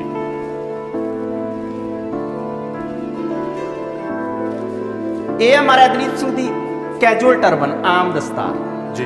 ਤੇ ਨਾਲੇ ਤੁਸੀਂ ਦੇਖ ਰਹੇ ਹੋ ਇੱਕ ਕਲਗੀ ਲੱਗੀ ਆ ਉੱਪਰ, ਉਹਦੇ ਤੇ ਵੀ ਬਹੁਤ ਕੀਮਤੀ ਹੀਰੇ ਮੋਤੀ ਜਵਾਹਰਾਤ ਲੱਗੇ। ਬਿਲਕੁਲ, ਆ ਇੱਥੇ ਤੱਕ ਹੀਰੇ ਆ ਜਿਹੜੇ ਇਹ ਵੀ ਅੱਜ ਵੀ ਇੰਗਲੈਂਡ ਦੇ ਵਿੱਚ ਪਈ ਆ, ਜਿਹਦੀ ਅਸੀਂ 90% ਕਾਪੀ ਕੀਤੀ ਆ, ਜਿਹੜੀ ਕਿ ਤੁਸੀਂ ਤਸਵੀਰਾਂ ਦੇ ਵਿੱਚ ਵੀ ਦੇਖ ਸਕਦੇ ਹੋ ਜੀ। ਬਿਲਕੁਲ, ਇਸੇ ਤਰ੍ਹਾਂ ਸਾਹਬ ਰੱਖੀ। ਬਿਲਕੁਲ ਜੀ, ਬਿਲਕੁਲ ਬਿਲਕੁਲ। ਹੁਣ ਅਸੀਂ ਗੱਲ ਕਰਦੇ ਹਾਂ ਇਸ ਕੋਠੀ ਦੇ ਇਤਿਹਾਸ ਦੀ, ਕੀ ਲੋੜ ਪਈ ਇੱਥੇ ਹੀ। ਬਿਲਕੁਲ, ਉਹਦਾ ਕਾਰਨ ਕੀ ਕਿ ਜਿੱਦਾਂ ਅਸੀਂ ਇਹ ਤਸਵੀਰ ਦੇ ਵਿੱਚ ਦੇਖ ਰਹੇ ਹਾਂ ਜੀ। ਕਿ ਮਹਾਰਾਜ ਦਲੀਪ ਸਿੰਘ ਨੂੰ ਹਾਥੀ ਤੇ ਬਿਠਾਇਆ ਹੋਇਆ ਅੱਗੇ ਕਾਫਲਾ ਲੈ ਕੇ ਆ ਰਿਹਾ, ਜਿੱਦਾਂ ਅੰਗਰੇਜ਼ਾਂ ਦੀ ਪਲੈਨਿੰਗ ਸੀ ਇਹਨਾਂ ਨੂੰ ਦੇਸ਼ ਚੋਂ ਬਾਹਰ ਕੱਢਣਾ ਸੀ, ਦੇਸ਼ ਨਿਕਾਲਾ ਜਿਹਨੂੰ ਕਹਿੰਦੇ ਆ। ਇਹ ਕਾਫਲਾ ਇਹਨਾਂ ਨੂੰ ਇਸੇ ਤਰ੍ਹਾਂ 21 ਦਸੰਬਰ 1849 ਈਸਵੀ ਨੂੰ ਕਾਫਲਾ ਲਾਹੌਰ ਤੋਂ ਲੈ ਕੇ ਤੁਰਿਆ। ਅੱਛਾ। ਲਾਹੌਰ, ਕਾਨਾ ਕਾਛਾ, ਲਲਿਆਣੀ, ਬਾਗਾ ਪੁਰਾਣਾ, ਫਿਰੋਜ਼ਪੁਰ, ਮੁਦਕੀ, ਬਦਨੀ, ਲੋਪੋ, ਮੱਲਾ, ਡੱਲਾ, ਰਸੂਲਪੁਰ, ਲੰਮੇ ਜੱਟਪੁਰੇ ਹੁੰਦੇ ਹੋਏ ਇਸ ਜਗ੍ਹਾ ਤੇ ਜਿੱਥੇ ਅੱਜ ਅਸੀਂ ਖੜੇ ਹਾਂ 31 ਦਸੰਬਰ 1849 ਈਸਵੀ ਦੀ ਇੱਕ ਰਾਤ ਮਹਾਰਾਜ ਦਲੀਪ ਸਿੰਘ ਨੂੰ ਇੱਥੇ ਠਹਿਰਾਇਆ ਗਿਆ ਸੀ। ਇਹ ਅੰਗਰੇਜ਼ਾਂ ਦੀ ਪਹਿਲਾਂ ਤੋਂ ਬਿਲਕੁਲ ਜੀ, ਬਿਲਕੁਲ ਜੀ, ਪਹਿਲਾਂ ਤੁਰ ਹੈ ਸੀ ਤੇ ਉਸ ਤੋਂ ਬਾਅਦ ਇੱਥੇ ਇਹਨਾਂ ਨੂੰ ਰੱਖਿਆ ਗਿਆ ਇੱਕ ਰਾਤ। ਇੱਥੇ ਲਾਰਡ ਹੈਨਰੀ ਲਾਰੈਂਸ ਅਤੇ ਹੋਰ ਆਲਾ ਅੰਗਰੇਜ਼ ਉੱਚ ਅਧਿਕਾਰੀਆਂ ਨਾਲ ਇਹਨਾਂ ਨੇ ਨਵਾਂ ਸਾਲ ਵੀ ਮਨਾਇਆ। ਜੀ ਬਿਲਕੁਲ। ਇੱਕ ਗੱਲ ਦੱਸਾਂਗਾ ਤੁਹਾਨੂੰ ਕਿ ਜਿਹੜੀ ਇਹ ਪੰਜਾਬ ਦੀ ਹੱਦ ਅੰਦਰ ਉਹਨਾਂ ਦੀ ਆਖਰੀ ਰਾਤ ਇਸ ਜਗ੍ਹਾ ਤੇ ਸੀ। ਇਹ ਬੱਸੀਆਂ ਕੋਠੀ। ਇਸ ਤੋਂ ਬਾਅਦ ਇਹਨਾਂ ਨੂੰ ਕਦੀ ਪੰਜਾਬ ਨਹੀਂ ਆਉਣ ਦਿੱਤਾ ਗਿਆ। ਜੋ ਇਹਨਾਂ ਨੇ ਆਖਰੀ ਪੰਜਾਬ ਦਾ ਹੱਦ ਦੇਖੀ ਉਹ ਇੱਥੇ ਦੇਖੀ। ਇੱਥੇ ਨਵਾਂ ਸਾਲ ਮਨਾਇਆ। ਅਗਲੀ ਸਵੇਰ ਇਹਨਾਂ ਨੂੰ ਰਾਏਕੋਟ, ਮਲੇਰਕੋਟਲਾ, ਨਾਭਾ, ਪਟਿਆਲਾ, ਅੰਬਾਲਾ, ਮੇਠ ਹੁੰਦੇ ਹੋਏ ਫਤਿਹਗੜ੍ਹ ਯੂਪੀ ਦੇ ਵਿੱਚ, ਉੱਤਰ ਪ੍ਰਦੇਸ਼ ਦੇ ਵਿੱਚ ਇੱਕ ਫਤਿਹਗੜ੍ਹ, ਉੱਥੇ ਇਹਨਾਂ ਨੂੰ 3 ਤੋਂ 4 ਸਾਲ ਦੇ ਸਮੇਂ ਦਰਮਿਆਨ ਰੱਖਿਆ ਗਿਆ। ਉੱਥੇ ਰੱਖਿਆ ਗਿਆ। ਉੱਥੇ ਇੱਕ ਕਿਲਾ ਵਾ, ਫਤਿਹਗੜ੍ਹ ਪਾਰਕ ਦਾ ਨਾਮ ਦਿੱਤਾ ਗਿਆ। ਉੱਥੇ ਇਹਨਾਂ ਨੂੰ ਰੱਖਿਆ ਗਿਆ। ਉੱਥੇ 1853 ਈਸਵੀ ਵਿੱਚ ਸਭ ਤੋਂ ਪਹਿਲਾਂ ਇਹਨਾਂ ਦੇ ਕੇਸ ਕਤਲ ਕਰਕੇ ਇਹਨਾਂ ਨੂੰ ਈਸਾਈ ਧਰਮ ਤਬਦੀਲ ਕੀਤਾ ਗਿਆ। 1853 ਅੰਗਰੇਜ਼ਾਂ ਨੂੰ ਵਿਸ਼ਵਾਸ ਹੋ ਗਿਆ ਹੁਣ ਇਹ ਸਾਡਾ ਕਿਤੇ ਨਹੀਂ ਜਾ ਸਕਦਾ। ਉਹਨਾਂ ਨੇ 1854 ਚ ਇਹਨਾਂ ਨੂੰ ਸਮੁੰਦਰੀ ਬੰਦਰਗਾਹ ਤੇ ਸਮੁੰਦਰੀ ਵੇੜਿਆਂ ਰਾਹੀਂ ਕਲਕੱਤੇ ਤੋਂ ਇੰਗਲੈਂਡ ਲਈ ਰਵਾਨਾ ਕਰ ਦਿੱਤਾ ਜੀ। ਇਹ ਇਹਨਾਂ ਦੀ ਪਰਿਵਰਤਨ ਦੀ ਯਾਤਰਾ ਲਾਹੌਰ ਤੋਂ ਫਤਿਹਗੜ੍ਹ, ਫਤਿਹਗੜ੍ਹ ਤੋਂ ਇੰਗਲੈਂਡ ਜੀ। ਮਹਾਰਾਜ ਦਲੀਪ ਸਿੰਘ ਦਾ ਕਾਸਟਿਊਮ ਪਹਿਰਾਵਾ ਜੀ ਅਸੀਂ ਉਹਦੀ 90% ਕਾਪੀ ਕੀਤੀ ਆ। ਤੇ ਇੱਕ ਰਾਜੇ ਮਹਾਰਾਜਾ ਨੂੰ ਸ਼ੌਂਕ ਹੁੰਦਾ ਸੀ ਗਹਿਣੇ ਪਾਉਣ ਦਾ, ਜਿੱਦਾਂ ਕਿ ਇਹ ਉਹਨਾਂ ਦੇ ਗਹਿਣੇ ਆਪਾਂ ਉਹਨਾਂ ਦੀ 90% ਕਾਪੀ ਕੀਤੀ ਜਿਹੜੀ ਕਿ ਆਪਾਂ ਤਸਵੀਰਾਂ ਦੇ ਵਿੱਚ ਦੇਖ ਸਕਦੇ। ਉਸੇ ਤਰ੍ਹਾਂ ਹੀ ਇੱਥੇ ਜਿਹੜੇ ਉਹ ਮਾਲਾ ਜਿਹੜੀ ਗੱਲ ਦੇ ਵਿੱਚ ਹੀਰਿਆਂ ਦੇ ਹਾਰ ਪਾਈ ਹੋਏ। ਬਿਲਕੁਲ ਜੀ, ਬਿਲਕੁਲ। ਤਾਂ ਜੀ ਇਹ ਸੀ ਇੱਧਰ ਮਹਾਰਾਜਾ ਦਲੀਪ ਸਿੰਘ ਦਾ ਬਚਪਨ ਦਾ ਜੀਵਨ। ਸ਼ੇਰੇ ਪੰਜਾਬ ਮਹਾਰਾਜਾ ਰਣਜੀਤ ਸਿੰਘ ਨੂੰ ਸ਼ੇਰੇ ਪੰਜਾਬ ਨਾਲ ਨਵਾਜਿਆ ਗਿਆ ਸੀ, ਉਪਾਧੀ ਦਿੱਤੀ ਗਈ ਸੀ ਇੱਕ ਸ਼ੇਰ ਜਿੰਨੀ, ਕਿਉਂਕਿ ਆਪਣੀ ਸ਼ੇਰ ਜਿੰਨੀ ਤਾਕਤ ਦੇ ਬਦੌਲਤ ਉਹਨਾਂ ਨੇ ਆਪਣਾ ਸਾਮਰਾਜ ਕਾਬੁਲ ਤੋਂ ਲੈ ਕੇ ਕੰਧਾਰ ਤੱਕ ਖੜਾ ਕੀਤਾ। ਬਿਲਕੁਲ। ਇਹ ਸ਼ੇਰ ਦਾ ਨਿਸ਼ਾਨ ਜਿਹੜਾ ਤੁਸੀਂ ਦੇਖ ਰਹੇ ਹੋ ਇਹ ਮਹਾਰਾਜਾ ਰਣਜੀਤ ਸਿੰਘ ਦੀ ਤਲਵਾਰ ਤੇ ਬਣਿਆ ਜੀ। ਜਿੱਦਾਂ ਕਿ ਇਦਾਂ ਹੈਂਡ ਤੇ ਆਹ ਹੈਂਡ ਓਪਨ ਕਰਦੇ ਆ ਉਹਦੇ ਤੇ ਇਹ ਸ਼ੇਰ ਦਾ ਨਿਸ਼ਾਨ ਬਣਿਆ, ਜਿਹਦੀ ਅਸੀਂ 90% ਕਾਪੀ ਕੀਤੀ ਹੈ ਜੀ। ਇਸੇ ਕਰਕੇ ਸ਼ੇਰੇ ਪੰਜਾਬ ਕਿਉਂਕਿ ਆਪਣੀ ਇੰਨੀ ਤਾਕਤ ਜਿੰਨੇ ਸ਼ੇਰ ਜਿੰਨਾ ਬਲ ਸੀ ਇਹਨਾਂ ਦੇ ਵਿੱਚ, ਉਸ ਤਾਕਤ ਦੇ ਬਦੌਲਤ ਕਾਬਲ ਤੋਂ ਕੰਧਾਰ ਤੱਕ ਜਿਹੜੀਆਂ ਕੰਧਾਂ ਖੜੀਆਂ ਕੀਤੀਆਂ ਪੰਜਾਬ ਅੱਜ ਤੱਕ ਜਿਹੜਾ ਕਿਤੇ ਨਹੀਂ ਹੋ ਸਕਿਆ ਉਹ ਮਹਾਰਾਜਾ ਰਣਜੀਤ ਸਿੰਘ ਦੇ ਕਾਲ 'ਚ ਹੋਇਆ। ਅੱਜ ਜਿਹੜੇ ਮੇਰੇ ਖਿਆਲ ਦੇ ਵਿੱਚ ਜੇ ਮੈਂ ਗਲਤ ਨਾ ਹੋਵਾਂ 3 ਦੇਸ਼ ਨੇ, ਅਫਗਾਨਿਸਤਾਨ, ਪਾਕਿਸਤਾਨ ਤੇ ਭਾਰਤ, ਜਿੱਥੇ ਜਿੱਥੇ ਸ਼ੇਰੇ ਪੰਜਾਬ ਦਾ ਰਾਜ ਸੀਗਾ ਜੀ। ਆਪਣੇ ਆਪ ਦੇ ਵਿੱਚ ਬਹੁਤ ਵੱਡੀ ਇਹ ਜਣੀ ਸਾਡੇ ਲਈ ਮਾਣ ਦੀ ਗੱਲ ਆ ਕਿ ਅਸੀਂ ਉਸ ਰਾਜ ਸਿੱਖ ਰਾਜ ਨਾਲ ਜਿਹੜਾ ਸੰਬੰਧ ਰੱਖਦੇ ਆ, ਜਿਹਦੀ ਇੱਟ ਹਲੇ ਵੀ ਕਾਬੁਲ ਕੰਧਾਰ 'ਚ ਪਈ ਆ। ਬਿਲਕੁਲ। ਇਹ ਜੀ ਮਹਾਰਾਜ ਦਲੀਪ ਸਿੰਘ ਦਾ ਇੰਗਲੈਂਡ ਦਾ ਦਰਬਾਰ ਦਾ ਮਤਲਬ ਇਹ ਨਹੀਂ ਸੀ ਕਿ ਜਿੱਦਾਂ ਲਾਹੌਰ ਦੇ ਵਿੱਚ ਦਰਬਾਰ ਲੱਗਦਾ ਸੀ, ਕਿਉਂਕਿ ਮਹਾਰਾਜਾ ਦਲੀਪ ਸਿੰਘ ਇੰਗਲੈਂਡ ਦੇ ਵਿੱਚ ਜਿੰਨੇ ਵੀ ਅਰਿਸਟੋਕ੍ਰੇਟ ਪੀਪਲ ਭਾਵ ਰਹੀਸ ਲੋਕ ਹੋਏ ਨੇ ਉਹਨਾਂ ਦੇ ਵਿੱਚ ਨੰਬਰ 1 ਤੇ ਸੀ। ਅੱਛਾ। ਇਹ ਚੇਅਰ ਉੱਥੇ ਪਈ ਆ, ਅੱਜ ਆਪਾਂ ਉਹਦੀ 90% ਕਾਪੀ ਕੀਤੀ ਹੈ। ਇਸ ਚੇਅਰ ਤੇ ਉਹ ਅਰਿਸਟੋਕ੍ਰੇਟ ਪੀਪਲ ਰਹੀਸ ਲੋਕਾਂ ਨਾਲ ਮੀਟਿੰਗ ਕਰਿਆ ਕਰਦੇ ਸੀ, ਇੱਥੋਂ ਤੱਕ ਕਿ ਉਹਨਾਂ ਦੇ ਪਰਿਵਾਰ ਨਾਲ ਉਹਨਾਂ ਦੀਆਂ ਅਸਲੀ ਤਸਵੀਰਾਂ ਵੀ ਇਸ ਤਸਵੀਰ ਤੇ ਇੱਕ ਚੇਅਰ ਤੇ ਵੇਖਣ ਨੂੰ ਮਿਲਦੀਆਂ ਨੇ। ਹੁਣ ਇਹ ਪਈ ਕਿੱਥੇ ਆ? ਪਿੱਛੇ ਜਿਹੜੀ ਤੁਸੀਂ ਦੇਖ ਰਹੇ ਹੋ ਤਸਵੀਰ, ਇਹਦਾ ਨਾਮ ਹੈ ਹਲਵੈਡਨ ਹਾਲ ਜੀ। ਇਹ ਹਾਲ ਮਹਾਰਾਜਾ ਨੇ ਮਹਾਰਾਣੀ ਵਿਕਟੋਰੀਆ ਤੋਂ 17,000 ਕਿੱਲਿਆਂ ਦੇ ਵਿੱਚ ਹਲਵੈਡਨ ਐਸਟੇਟ ਬਣਵਾਈ ਸੀ। ਇਹਦੇ ਵਿੱਚ ਸਿਰਫ 3 ਚੀਜ਼ਾਂ ਹੀ ਨੇ ਜੀ 17,000 ਕਿੱਲਿਆਂ ਦੇ ਵਿੱਚ। ਇੱਕ ਹਲਵੈਡਨ ਹਾਲ ਜੀ, ਦੂਸਰਾ ਮਹਾਰਾਜਾ ਦਲੀਪ ਸਿੰਘ ਲਈ ਚਰਚ ਬਣਾਈ ਗਈ ਸੀ। ਅੱਛਾ। ਤੀਸਰੀ ਉਹਦਾ ਸੀ ਸ਼ਿਕਾਰਗਾਹ, ਜਿੱਥੇ ਉਹ ਸ਼ਿਕਾਰ ਖੇਡਦੇ ਸੀ। 17,000 ਕਿੱਲਿਆਂ ਦੇ ਵਿੱਚ ਸਿਰਫ 3 ਚੀਜ਼ਾਂ ਸੀ। ਅੱਜ ਇਸ ਨੂੰ ਮਿਊਜ਼ੀਅਮ ਦਾ ਰੂਪ ਦਿੱਤਾ ਗਿਆ ਕਿਉਂਕਿ ਇਸ ਦੇ ਅੰਦਰ ਮਹਾਰਾਜਾ ਰਣਜੀਤ ਸਿੰਘ ਦੇ ਪੂਰਨ ਵੰਸ਼ ਦੀਆਂ ਅਸਲੀ ਤਸਵੀਰਾਂ ਪਈਆਂ ਨੇ ਇਹਦੇ ਅੰਦਰ। ਬਿਲਕੁਲ ਜੀ। ਮੇਰੇ ਖਿਆਲ ਦੇ ਵਿੱਚ ਸ਼ੇਰੇ ਪੰਜਾਬ ਦਾ ਜਿਹੜਾ ਪੂਰਾ ਰਿਕਾਰਡ ਆ ਉਹਨਾਂ ਦੇ ਰਾਜ ਦਾ, ਉਹ ਵੀ ਉੱਥੇ ਹੀ ਤਕਰੀਬਨ ਬਿਲਕੁਲ ਉੱਥੇ ਉਸ ਬਹੁਤ ਜ਼ਿਆਦਾ ਰਾਜ ਜਿਹੜਾ ਆਪਣਾ ਇਤਿਹਾਸ ਆ ਅੰਗਰੇਜ਼ਾਂ ਕੋਲੇ ਪਿਆ, ਉਹ ਸਾਰਾ ਰਿਕਾਰਡ ਸਾਂਭ ਕੇ ਰੱਖਿਆ ਹੋਇਆ ਇਹਨਾਂ ਨੇ। ਬਿਲਕੁਲ। ਇਹ ਗੱਲ ਕਰੀਏ ਜੀ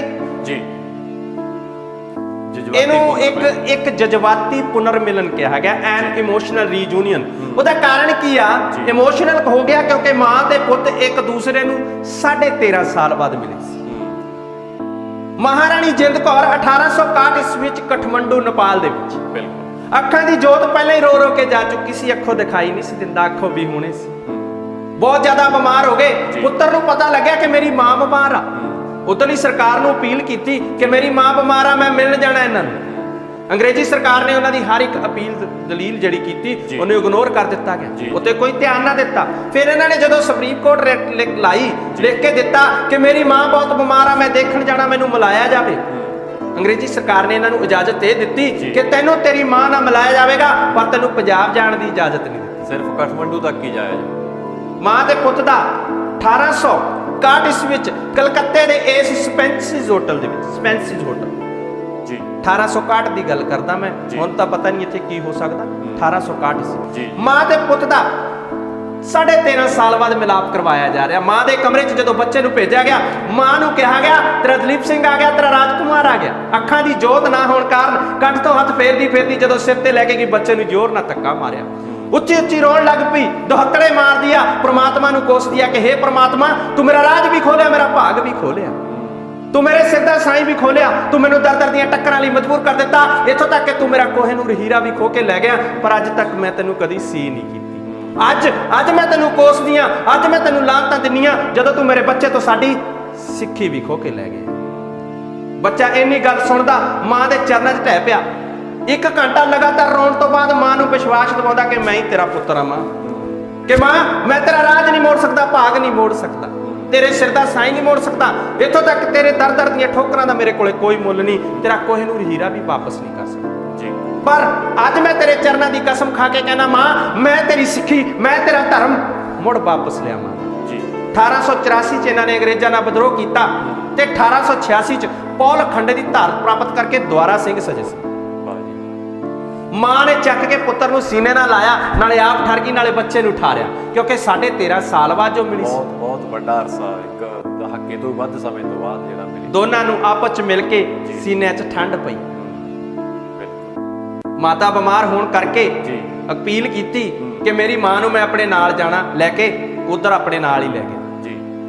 1861 ਈਸਵੀ ਵਿੱਚ ਚਾਈਨਾ ਦੀ ਜੰਗ ਹੋਈ ਸੀ ਜੀ ਜੀ, ਉਹਦੇ ਵਿੱਚ ਜਿੰਨੇ ਸਿੱਖ ਸਿਪਾਹੀ ਸੀ ਨਾ, ਉਹ ਵਾਪਸ ਆ ਰਹੇ ਸੀ ਜੰਗ ਤੋਂ। ਅੱਛਾ, ਉਹਨਾਂ ਨੇ ਪਤਾ ਲੱਗਿਆ ਕਿ ਕਲਕੱਤੇ ਦੇ ਸਪੈਂਸਿਸ ਹੋਟਲ ਦੇ ਵਿੱਚ ਸਾਡੀ ਰਾਜਮਾਂ ਆਈ ਆ, ਸਾਡੀ ਮਾਂ ਆਈ ਆ, ਬਿਲਕੁਲ ਸਾਡਾ ਜਿਹੜਾ ਮਹਾਰਾਜਾ ਆਇਆ, ਅਸੀਂ ਉਹਨਾਂ ਦੇ ਦਰਸ਼ਨ ਕਰਨੇ।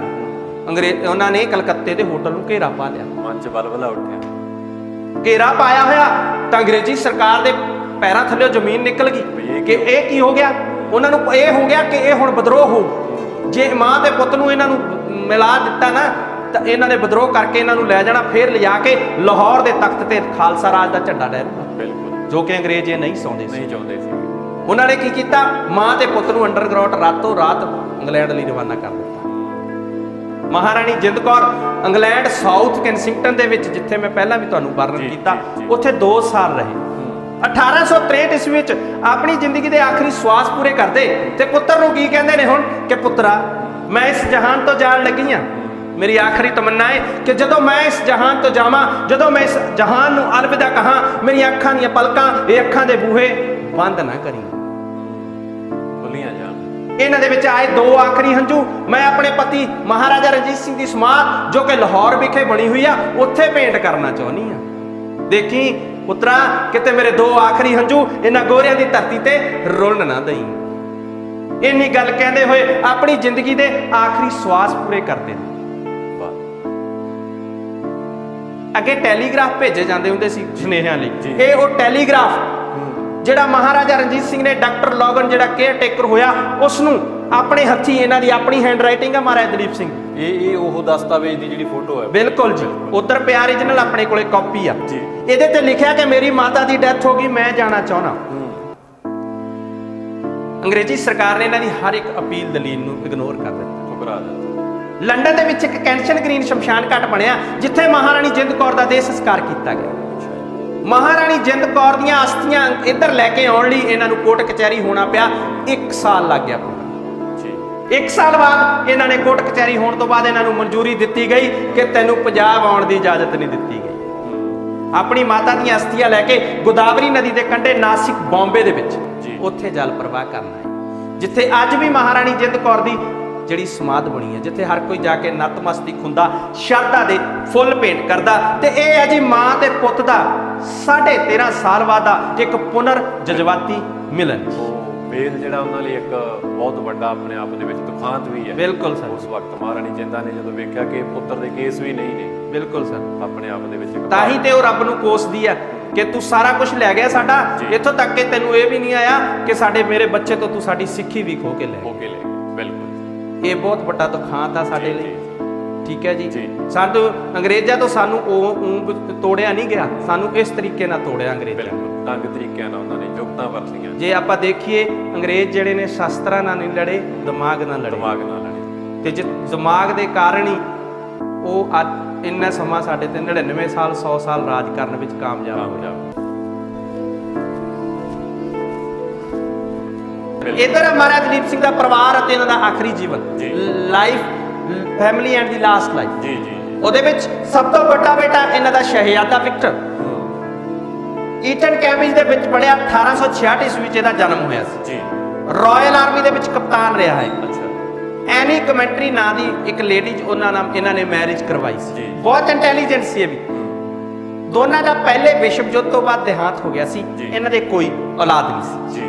ਸਭ ਤੋਂ ਛੋਟਾ ਬੇਟਾ ਇਹਨਾਂ ਦਾ ਜੀ ਰਾਜਕੁਮਾਰ ਐਡਵਰਡ ਅਲੈਗਜ਼ੈਂਡਰ ਇਸ ਦਾ ਨਾਮ। ਜੀ। ਇਸ ਬੱਚੇ ਨੇ ਆਪਣੀ ਪਰਵਰਿਸ਼ ਆਪ ਕੀਤੀ ਹੈ। ਅੱਛਾ। ਬਹੁਤ ਇੰਟੈਲੀਜੈਂਟ ਸੀ ਇਹ ਵੀ ਬੱਚਾ। ਹਰ ਇੱਕ ਭਾਸ਼ਾ ਦੇ ਵਿੱਚ ਉਹ, ਚਾਹੇ ਕਲਾਸਿਕ, ਲੈਟਿਨ, ਹਿਸਟਰੀ ਤੇ ਅੱਜ ਦੀ ਮਾਡਰਨ ਐਜੂਕੇਸ਼ਨ, ਆਧੁਨਿਕ ਪੜ੍ਹਾਈ, ਉਹਦੇ ਵਿੱਚ ਬਹੁਤ ਇੰਟੈਲੀਜੈਂਟ ਸੀ ਇਹ ਬੱਚਾ। ਪਰ 13 ਸਾਲ ਦੀ ਉਮਰ 'ਚ ਨਮੂਨੀਆ ਨਾਲ ਡੈਥ ਹੋ ਗਈ ਸੀ। ਜੀ। 22 ਅਕਤੂਬਰ 1893 ਈਸਵੀ ਨੂੰ 55 ਸਾਲ ਦੀ ਏਜ ਭੁਗਤ ਕੇ ਮਹਾਰਾਜਾ ਦਲੀਪ ਸਿੰਘ ਪੈਰਿਸ ਦੇ ਵਿੱਚ ਇੱਕ ਗ੍ਰੈਂਡ ਹੋਟਲ, ਉੱਥੇ ਇਹਨਾਂ ਦੀ ਮੌਤ ਹੋ ਜਾਂਦੀ ਹੈ, ਡੈਥ ਹੋ ਜਾਂਦੀ ਹੈ। ਆਖਰੀ ਸਾਲ ਹੈ ਜੀ। ਮੌਤ ਦਾ ਕਾਰਨ ਪੈਰਾਲਾਈਜ਼ ਅਟੈਕ, ਕਿਉਂਕਿ ਆਖਰੀ ਸਮਾਂ ਇਹ ਪੈਰਿਸ ਦੇ ਵਿੱਚ ਬਤੀਤ ਕੀਤਾ ਇਹਨਾਂ ਨੇ। 1886 ਚ ਇਹਨਾਂ ਨੇ ਵਿਦਰੋਹ ਕੀਤਾ ਅੰਗਰੇਜ਼ਾਂ ਨਾਲ, ਉੱਥੋਂ ਭੱਜੇ ਇਹ। ਰਾਜ ਇਹਨਾਂ ਨੇ ਕੀ ਕੀਤਾ, ਰਾਜ ਇਹਨਾਂ ਨੂੰ ਈਡਨ ਅਦਨ ਦੇ ਵਿੱਚ ਗ੍ਰਿਫਤਾਰ ਕਰ ਲਿਆ ਗਿਆ। ਉੱਥੇ ਇੱਕ ਰੂਮ ਦੇ ਵਿੱਚ ਰੱਖਿਆ, ਉੱਥੇ ਹੋਟਲ ਦੇ ਵਿੱਚ ਰੱਖਿਆ। ਉੱਥੇ ਇਹਨਾਂ ਦੇ ਆਸੇ-ਪਾਸੇ ਸਿੱਖ ਸਿਪਾਹੀ ਲਾਤੇ, ਪੂਰਨ ਸਿੱਖ ਸੀ ਜਿਨ੍ਹਾਂ ਨੇ 5 ਕੰਕਾਰ ਧਾਰਨ ਕੀਤੇ ਹੋਏ ਸੀ। ਅੱਛਾ। ਉਹਨਾਂ ਤੋਂ ਹੀ ਇਹਨਾਂ ਨੇ 1886 ਚ ਪੌਲਖੰਡ ਦੀ ਧਾਰ ਪ੍ਰਾਪਤ। ਉਸ ਤੋਂ ਬਾਅਦ ਇਹ ਫੇਰ ਉੱਥੋਂ ਚਲੇ ਗਏ। ਜੀ। ਉੱਥੋਂ ਗਏ ਹੋਏ ਤੇ ਜਾ ਕੇ ਪੈਰਿਸ ਚਲੇ ਗਏ। ਪੈਰਿਸ ਗਏ, ਉੱਥੇ ਇੱਕ ਐਸਾ ਸਮਾਂ ਆ ਗਿਆ ਕਿ ਇਹਨਾਂ ਦੇ ਹੱਥ ਦੇ ਵਿੱਚ ਠੂਠਾ ਫੜ ਗਿਆ ਸੀ, ਭਿਖਾਰੀ ਬਣ ਗਏ ਸੀ, ਕਿਉਂਕਿ ਕੁਝ ਵੀ ਨਹੀਂ ਸੀ ਕੋਲ। ਮਹਾਰਾਜਾ ਦਲੀਪ ਸਿੰਘ ਨੂੰ ਭਿਖਾਰੀ ਬਣ ਗਏ, ਕਿਉਂਕਿ ਕੁਝ ਵੀ ਨਹੀਂ ਸੀ ਕੋਲੇ ਇਹਨਾਂ ਦੇ। ਸਾਰਾ ਕੁਝ ਅੰਗਰੇਜ਼ਾਂ ਨੇ ਇਹਨਾਂ ਦੇ ਪੈਸੇ ਵੀ ਖੋਲੇ, ਇਹਨਾਂ ਦਾ ਇੱਥੋਂ ਤੱਕ ਕਿ ਪਾਸਪੋਰਟ ਵੀ ਜ਼ਬਤ ਕਰ ਲਿਆ ਸੀ। ਰੂਸ ਦੇ ਇੱਕ ਇਹਨਾਂ ਦਾ ਮਿੱਤਰ ਹੋਇਆ ਮੈਥਾਈਲ ਕੈਥੋਪ, ਰੂਸ ਦਾ ਰਹਿਣ ਵਾਲਾ ਸੀ। ਉਹ ਉੱਥੇ ਗਿਆ। ਇਹ ਚਰਚ ਦੀਆਂ ਪੌੜੀਆਂ ਤੇ ਬੈਠੇ ਸੀ, ਕੰਬਲ ਲਿਆ ਹੋਇਆ ਸੀ ਉੱਤੇ, ਹੱਥ 'ਚ ਇਹਨਾਂ ਦੇ ਠੂਠਾ ਸੀ। ਉਹਨਾਂ ਨੇ ਇਹਨਾਂ ਨੂੰ ਪਛਾਣ ਕੇ ਇਹਨਾਂ ਦਾ ਗੁੱਟ ਫੜ ਕੇ ਕਹਿੰਦਾ ਵੀ ਤੇਰਾ ਇਹ ਕੰਮ ਨਹੀਂ ਹੈ, ਤੂੰ ਮਹਾਰਾਜਾ ਚੱਲ। ਉਹਨਾਂ ਨੂੰ ਰੂਸ ਲੈ ਗਿਆ। ਰੂਸ ਲੈ ਕੇ ਤਾਂ ਇਹਨਾਂ ਨੇ ਉਹਨੂੰ ਕੀ ਕੀਤਾ, ਗੁਜ਼ਾਰਿਸ਼ ਕੀਤੀ ਕਿ ਤੂੰ ਮੈਨੂੰ, ਉਸ ਟਾਈਮ ਰੂਸ ਦੇ ਵਿੱਚ ਅਲੈਗਜ਼ੈਂਡਰ ਯਾਰ ਤੀਜਾ ਦਾ ਰਾਜ, ਵੀ ਮੈਨੂੰ ਉਹਦੇ ਨਾਲ ਮਿਲਾ ਰਾਜੇ ਨਾਲ, ਮੈਂ ਉਹਦੇ ਨਾਲ ਬੇਨਤੀ ਕਰਾਂਗਾ ਕਿ ਮੇਰੀ ਮਦਦ ਕਰੋ।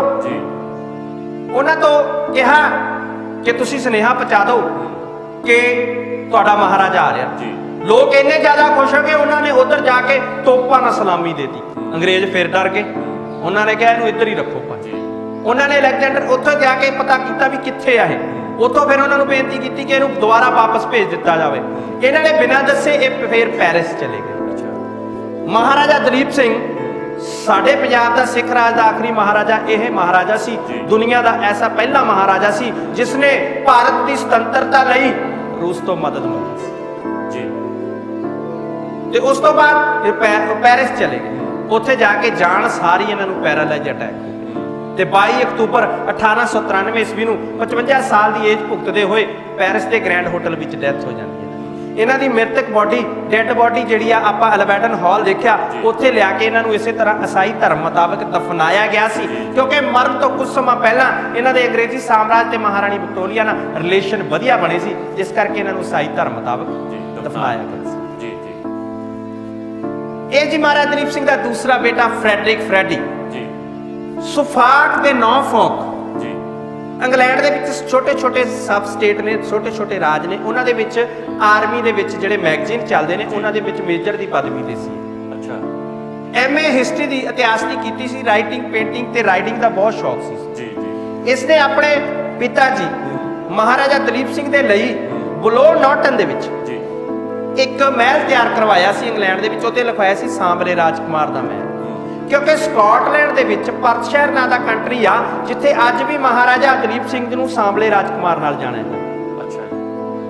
ਇਹ ਹੈ ਜੀ ਥ੍ਰੈਟਫੋਰਡ ਦੇ ਵਿੱਚ ਅਜਾਇਬ ਘਰ ਅੱਜ ਪ੍ਰੈਜ਼ੈਂਟ ਦੇ ਵਿੱਚ, ਇਹ ਲਾਇਬ੍ਰੇਰੀ, ਕਿਉਂਕਿ ਓਰੀਜਨਲ ਦੇ ਵਿੱਚ ਇਸ ਬੱਚੇ ਦਾ ਘਰ ਸੀ, ਇਹਨੇ ਡੋਨੇਟ ਕਰ ਦਿੱਤਾ, ਇਹਨੂੰ ਦਾਨ ਕਰ ਦਿੱਤਾ। ਦਾਨ ਕਰ ਦਿੱਤਾ। ਜਿੰਨਾ ਵੀ ਇਹਦਾ ਕੀਮਤੀ ਸਮਾਨ ਆ ਉਹ ਇਹਦੇ ਵਿੱਚ ਦਿਖਾਇਆ ਜਾਂਦਾ ਵਾ। 1926 ਚ ਇਹਦਾ ਦੇਹਾਂਤ ਹੋ ਗਿਆ ਸੀ, ਇਹਦੇ ਵੀ ਕੋਈ ਔਲਾਦ ਨਹੀਂ ਸੀ। ਮਹਾਰਾਜਾ ਦਲੀਪ ਸਿੰਘ ਦੀ ਵੱਡੀ ਬੇਟੀ ਰਾਜਕੁਮਾਰੀ ਬਾਂਬਾ ਸੋਫੀਆ ਜਿੰਦਾ ਦਲੀਪ ਸਿੰਘ ਜੀ, ਇਹਨਾਂ ਦਾ ਨਾਮ ਜਿਹੜਾ ਅਕਸਰ ਹੀ ਬਹੁਤ ਚਰਚਿਤ ਨੇ। ਬਿਲਕੁਲ ਬਿਲਕੁਲ। ਰਾਜਕੁਮਾਰੀ ਬੰਬਾ 1869 ਈਸਵੀ ਵਿੱਚ ਲੰਡਨ 'ਚ ਜਨਮ ਹੋਇਆ ਸੀ। 1907 'ਚ ਮੌਕਾ ਮਿਲਿਆ ਸੀ ਭਾਰਤ ਆਉਣ ਦਾ। ਸਭ ਤੋਂ ਪਹਿਲਾਂ ਇਹ ਨਾਸਿਕ ਗਈ, ਉੱਥੇ ਆਪਣੀ ਦਾਦੀ ਜੀ ਦੀ ਜਿਹੜੀ ਸਮਾਧ ਬਣੀ ਆ ਉੱਥੇ ਸ਼ਰਧਾ ਦੇ ਫੁੱਲ ਭੇਟ ਕੀਤੇ। ਉਸ ਤੋਂ ਬਾਅਦ ਇੱਥੇ ਲਾਹੌਰ ਆ ਗਏ, ਇਸ ਕਿਲੇ ਦੇ ਵਿੱਚ ਇੱਥੇ ਮਹਾਰਾਜਾ ਰਣਜੀਤ ਸਿੰਘ ਦੀ ਸਮਾਧ ਬਣੀ ਗਈ ਆ, ਇੱਥੇ ਇਹਨਾਂ ਨੇ ਸ਼ਰਧਾ ਦੇ ਫੁੱਲ ਭੇਟ ਕੀਤੇ। ਉਸ ਤੋਂ ਬਾਅਦ ਇਹ ਜਿਹੜਾ ਇਹਨਾਂ ਨੇ ਭਾਰਤੀ ਸੈਨਾ ਦੇ ਵਿੱਚ ਇੱਕ ਡਾਕਟਰ ਹੋਇਆ ਲਾਹੌਰ ਦੇ ਵਿੱਚ, ਡਾਕਟਰ ਡੇਵਿਡ ਵਾਟਰ ਸਦਰਲੈਂਡ ਜੀ, ਉਹਦੇ ਨਾਲ ਮੈਰਿਜ ਕਰਵਾਈ ਸੀ। ਉਹਨਾਂ ਦੀ ਕੁਝ ਸਮਾਂ ਪਾ ਕੇ ਡੈਥ ਹੋ ਗਈ ਸੀ। ਇਸ ਦੀ ਸਾਰੇ ਬੱਚਿਆਂ ਤੋਂ ਲਾਸਟ ਤੇ ਡੈਥ ਹੋਈ ਆ। ਮਹਾਰਾਜਾ ਦਲੀਪ ਸਿੰਘ ਦੀ 2 ਮੈਰਿਜ ਸੀ, ਉਹਨਾਂ ਦੇ 8 ਬੱਚੇ ਸੀ। ਪਹਿਲੀ ਧਰਮ ਪਤਨੀ ਮਹਾਰਾਣੀ ਬਾਂਬਾ ਮੂਲਰ ਦੇ 6, ਦੂਸਰੀ ਐਡਾ ਡਗਲਸ, ਉਹਦੇ 2 ਬੇਟੀਆਂ, 8 ਦੇ 8 ਬੱਚੇ। ਉਹਨਾਂ ਤੋਂ ਸਭ ਤੋਂ ਲਾਸਟ ਤੇ 1957 ਈਸਵੀ ਜੀ 99 ਸਾਲ ਦੀ ਉਮਰ ਭੋਗ ਕੇ ਲਾਹੌਰ ਦੇ ਵਿੱਚ ਆਖਰੀ ਅੰਤਮ ਆਰਾਮਗਾਹ ਪ੍ਰਾਪਤ ਹੋਈ ਹੈ ਇਹਨਾਂ ਨੂੰ, ਕਿਉਂਕਿ ਇਹ ਮਰਨ ਤੋਂ ਕੁਝ ਸਮਾਂ ਪਹਿਲਾਂ ਲਾਹੌਰ ਆ ਗਏ ਸੀ ਰਾਜਕੁਮਾਰੀ ਬਾਂਬਾ ਜੀ। ਤੇ ਇਹਨਾਂ ਦੇ ਲਾਹੌਰ ਦੇ ਵਿੱਚ ਇੱਕ ਬਾਂਬਾ ਕਲੈਕਸ਼ਨ ਬਣਿਆ ਹੈ ਜੀ, ਜਿੱਥੇ ਅੱਜ ਵੀ ਇਹਨਾਂ ਦਾ ਕੀਮਤੀ ਸਮਾਨ ਪਿਆ। ਇਹ ਵੀ ਬੇ ਔਲਾਦ ਸੀ ਜੀ। ਅੱਛਾ ਜੀ। ਰਾਜਕੁਮਾਰੀ ਕੈਥਰੀਨ ਹਿਲਡਾ ਤੇ ਰਾਜਕੁਮਾਰੀ ਸੋਫੀਆ ਜਿੰਦਾ ਅਲੈਗਜ਼ੈਂਡਰ ਦਲੀਪ ਸਿੰਘ, ਮਹਾਰਾਜਾ ਦਲੀਪ ਸਿੰਘ ਦੀਆਂ ਦੋਨੋਂ ਬੇਟੀਆਂ ਜੀ। 1871 ਦੇ ਵਿੱਚ ਜਨਮ ਹੋਇਆ ਇਹਨਾਂ ਦਾ, 1876 ਚ ਇਹਨਾਂ ਦਾ ਜਨਮ ਹੋਇਆ। 1907 ਤੇ 1903 ਚ ਮੌਕਾ ਮਿਲਿਆ ਸੀ ਭਾਰਤ ਆਉਣ ਇਹਨਾਂ। ਹਾਂਜੀ, ਲਾਹੌਰ, ਡਲਹੌਜੀ, ਸ਼ਿਮਲਾ, ਸ਼੍ਰੀ ਅੰਮ੍ਰਿਤਸਰ ਸਾਹਿਬ ਸਾਰੇ ਕਿਤੇ ਯਾਤਰਾ ਕੀਤੀ ਇਹਨਾਂ ਨੇ, ਬਹੁਤ ਜ਼ਿਆਦਾ ਯਾਤਰਾ ਕੀਤੀ। ਇੱਥੋਂ ਤੱਕ ਕਿ ਅੰਗਰੇਜ਼ ਜਿਹੜੇ ਸਿੱਖ ਸਿਪਾਹੀ ਸੀ ਪੁਰਾਣੇ, ਉਹਨਾਂ ਦੇ ਪਰਿਵਾਰਾਂ ਨੂੰ ਮਿਲੀਆਂ। ਅੱਛਾ। ਠਾਕੁਰ ਸਿੰਘ ਸੰਧਾਵਾਲੀਆ ਮਹਾਰਾਜਾ ਦਲੀਪ ਸਿੰਘ ਦਾ ਮਾਸੀ ਜੀ ਦਾ ਮਸ਼ੇਰਾ ਲੜਕਾ ਹੋਇਆ, ਉਹਨਾਂ ਦੇ ਪਰਿਵਾਰਾਂ ਨੂੰ ਮਿਲੀਆਂ। ਉਸ ਤੋਂ ਬਾਅਦ ਇਸ ਲੜਕੀ ਨੇ ਅੰਗਰੇਜ਼ੀ ਸਰਕਾਰ ਨੂੰ ਪੱਤਰ ਲਿਖਿਆ ਕਿ ਤੁਸੀਂ ਭਾਰਤ ਨੂੰ ਹੁਣ ਬਹੁਤ ਕੁੱਟ ਲਿਆ ਤੇ ਬਹੁਤ ਲੁੱਟ ਲਿਆ, ਕਿਰਪਾ ਕਰਕੇ ਇਹਨੂੰ ਆਜ਼ਾਦੀ ਦੇ ਦਿਓ। ਅੰਗਰੇਜ਼ ਨੇ ਤਾਂ ਇਹਨੇ ਨਾ ਖੁਸ਼ ਹੋਏ, ਇਹਨੂੰ ਕਹਿੰਦੇ ਤੂੰ ਵਿਜ਼ਿਟ ਕਰਨ ਆਈ ਆ, ਵਿਜ਼ਿਟ ਕਰਨ ਨਹੀਂ, ਅਸੀਂ ਤੈਨੂੰ ਚੱਕ ਕੇ ਸਲਾਖਾਂ ਪਿੱਛੇ ਮਾਰਾਂਗੇ। ਅੱਛਾ। ਇਹ ਬਹੁਤ ਜ਼ਿਆਦਾ ਨਾਰਾਜ਼ ਹੋਈ, ਬਹੁਤ ਜ਼ਿਆਦਾ ਗੁੱਸੇ, ਉਧਰ ਚਲੇ ਗਈਆਂ ਦੋਨੇ ਭੈਣਾਂ। ਉਧਰ ਜਾ ਕੇ ਔਰਤਾਂ ਇਕੱਠੀਆਂ ਕੀਤੀਆਂ, ਇਹਨਾਂ ਨੇ ਦੇਖਿਆ ਕਿ ਔਰਤਾਂ ਦੀ ਕਿਤੇ ਸੁਣਵਾਈ ਨਹੀਂ। ਇੱਕ ਪ੍ਰੋਟੈਸਟ ਸ਼ੁਰੂ ਕੀਤਾ, ਅੰਦੋਲਨ ਸ਼ੁਰੂ ਕੀਤਾ। ਉਸ ਅੰਦੋਲਨ ਨੂੰ ਨਾਂ ਦਿੱਤਾ ਆਵਰ ਡੇ, ਸਾਡਾ ਦਿਵਸ। ਇਹ ਤਸਵੀਰ 'ਚ ਵੀ ਮੇਰਾ ਖਿਆਲ ਇਸੇ ਤਰ੍ਹਾਂ ਹੀ ਪ੍ਰੋਟੈਸਟ 'ਚ ਖੜੀਆਂ ਨੇ, ਪ੍ਰੋਟੈਸਟ ਦਿਖਾ ਰਹੇ ਆ। ਬਿਲਕੁਲ। ਆਵਰ ਡੇ, ਸਾਡਾ ਦਿਵਸ, ਜਿਹਨੂੰ ਅਸੀਂ ਵੂਮਨਸ ਡੇ ਕਹਿੰਦੇ ਹਾਂ, ਉਸ ਇਸ ਲੜਕੀ ਨੇ ਸ਼ੁਰੂ ਕੀਤਾ। ਰਾਜਕੁਮਾਰੀ ਸੋਫੀਆ ਜੀ, ਔਰਤਾਂ ਦੇ ਹੱਕਾਂ ਦੀ ਗੱਲ, ਹੱਕਾਂ ਦੀ ਗੱਲ। ਬਰਤਾਨੀਆ ਦੇ ਵਿੱਚ ਸਭ ਤੋਂ ਪਹਿਲਾਂ ਔਰਤਾਂ ਨੂੰ ਵੋਟ ਪਾਉਣ ਦਾ ਅਧਿਕਾਰ ਇਸ ਲੜਕੀ ਨੇ ਦਵਾਇਆ, ਰਾਜਕੁਮਾਰੀ ਸੋਫੀਆ ਨੇ। ਤੇ ਇਹ ਬਰਤਾਨੀਆ ਇਹਦੇ ਨਾਂ ਤੇ ਇੱਕ ਸਟੈਂਪ ਜਾਰੀ ਕਰ ਦਿੱਤਾ। ਅੱਛਾ। ਸਟੈਂਪ ਜੀ, ਡਾਕਟਰ। ਬਿਲਕੁਲ। 71 ਸਾਲ ਦੀ ਉਮਰ 'ਚ ਇਹਨਾਂ ਦਾ ਤੇ 72 ਸਾਲ ਦੀ ਉਮਰ 'ਚ ਇਹਨਾਂ ਦਾ ਦੇਹਾਂਤ ਹੋਇਆ। ਇਹ ਵੀ ਬੇ ਔਲਾਦ ਸੀ। ਅੱਛਾ। ਮਹਾਰਾਜਾ ਦਲੀਪ ਸਿੰਘ ਦੀ ਪਹਿਲੀ ਧਰਮ ਪਤਨੀ ਮਹਾਰਾਣੀ ਬਾਂਬਾ ਮੂਲਰ ਦੇ ਅਕਾਲ ਚਲਾਣਾ ਕਰ ਜਾਣ ਤੋਂ ਬਾਅਦ ਇਹਨਾਂ ਦੀ ਦੂਸਰੀ ਧਰਮ ਪਤਨੀ ਮਹਾਰਾਣੀ ਐਡਾ ਡਗਲਸ ਬੈਦਰ ਜੀ ਸਰੀ ਦੇ ਵਿੱਚ ਜਨਮ ਹੋਇਆ। ਲੰਡਨ ਦੇ ਹੋਟਲ ਦੇ ਵਿੱਚ ਕੰਮ ਕਰਿਆ ਕਰਦੀ ਸੀ। 17 ਸਾਲ ਦੀ ਉਮਰ ਸੀ ਜਦੋਂ ਮਹਾਰਾਜਾ ਦਲੀਪ ਸਿੰਘ ਨਾਲ ਭੇਟ ਜੀ। ਇੱਕ ਦੂਸਰੇ ਨੂੰ ਇਹਨਾਂ ਨੇ ਪਸੰਦ ਕੀਤਾ। ਜਦੋਂ ਮਹਾਰਾਜਾ ਦਲੀਪ ਸਿੰਘ ਨੂੰ ਪੈਰਾਲਾਈਜ਼ ਹੋ ਗਿਆ ਸੀ ਪੈਰਿਸ ਦੇ ਵਿੱਚ, ਇਹਨਾਂ ਨੇ ਆਖਰੀ ਸਮਾਂ ਇਹਨਾਂ ਦੀ ਕੀ ਕੀਤੀ ਸੀ, ਬਹੁਤ ਜ਼ਿਆਦਾ ਸੇਵਾ ਕੀਤੀ ਸੀ। ਇਹਨਾਂ ਨੇ ਕੀਤੀ, ਬਿਲਕੁਲ ਜੀ। ਮਹਾਰਾਣੀ ਐਡਾ, ਹਾਂਜੀ। ਇਹਨਾਂ ਦੇ ਪਹਿਲੀ ਬੇਟੀ ਪੈਦਾ ਹੋਈ ਰਾਜਕੁਮਾਰੀ ਪਾਓਲੀਨ ਅਲੈਗਜ਼ੀਨਾ। ਇਹਨਾਂ ਨੇ ਸ਼ਾਦੀ ਕੀਤੀ ਸੀ ਲੈਫਟੀਨੈਂਟ JS ਟੌਰੀ। ਦੋਨਾਂ ਦਾ ਦੂਸਰੇ ਵਿਸ਼ਵ ਯੁੱਧ ਤੋਂ ਬਾਅਦ ਦੇਹਾਂਤ ਹੋ ਗਿਆ ਸੀ। ਇਹਨਾਂ ਦੇ ਕੋਈ ਔਲਾਦ ਨਹੀਂ। ਦੂਸਰੀ ਬੇਟੀ 1 ਸਾਲ ਬਾਅਦ ਪੈਦਾ ਹੋਈ ਮੈਰਿਜ ਤੋਂ, ਰਾਜਕੁਮਾਰੀ ਐਡਾ ਆਇਰਨ ਹੈਲਨ ਬਿਨਾਇਰ ਸੀ ਇਸਦਾ ਨਾਮ। ਇਸ ਲੜਕੀ ਨੇ 1910 ਈਸਵੀ ਵਿੱਚ ਪੈਰਿਸ ਦੇ ਵਿੱਚ ਹੀ ਮੈਰਿਜ ਕਰਵਾਈ ਸੀ ਫਰਾਂਸੀਸੀ ਪੀਅਰੀ ਮੈਰੀ ਬਿਲਾਮੈਂਟ ਦੇ ਨਾਲ ਜੀ। ਉਹਦੀ ਵੀ ਕੁਝ ਸਮਾਂ ਪਾ ਕੇ ਡੈਥ ਹੋ ਗਈ ਸੀ। ਇਸ ਦੀ 1926 ਚ ਮੌਂਟੀ ਕਾਰਲੋ ਦੇ ਸਮੁੰਦਰ ਹੋਏ ਨੇ, ਉੱਥੋਂ ਲਾਸ਼ ਬਰਾਮਦ ਹੋਈ ਸੀ, ਕਿਉਂਕਿ ਇਹਨੇ ਆਤਮ ਹੱਤਿਆ ਕਰ ਲਈ ਸੀ। ਇਹ ਵੀ ਬੇ ਔਲਾਦ ਸੀ ਜੀ।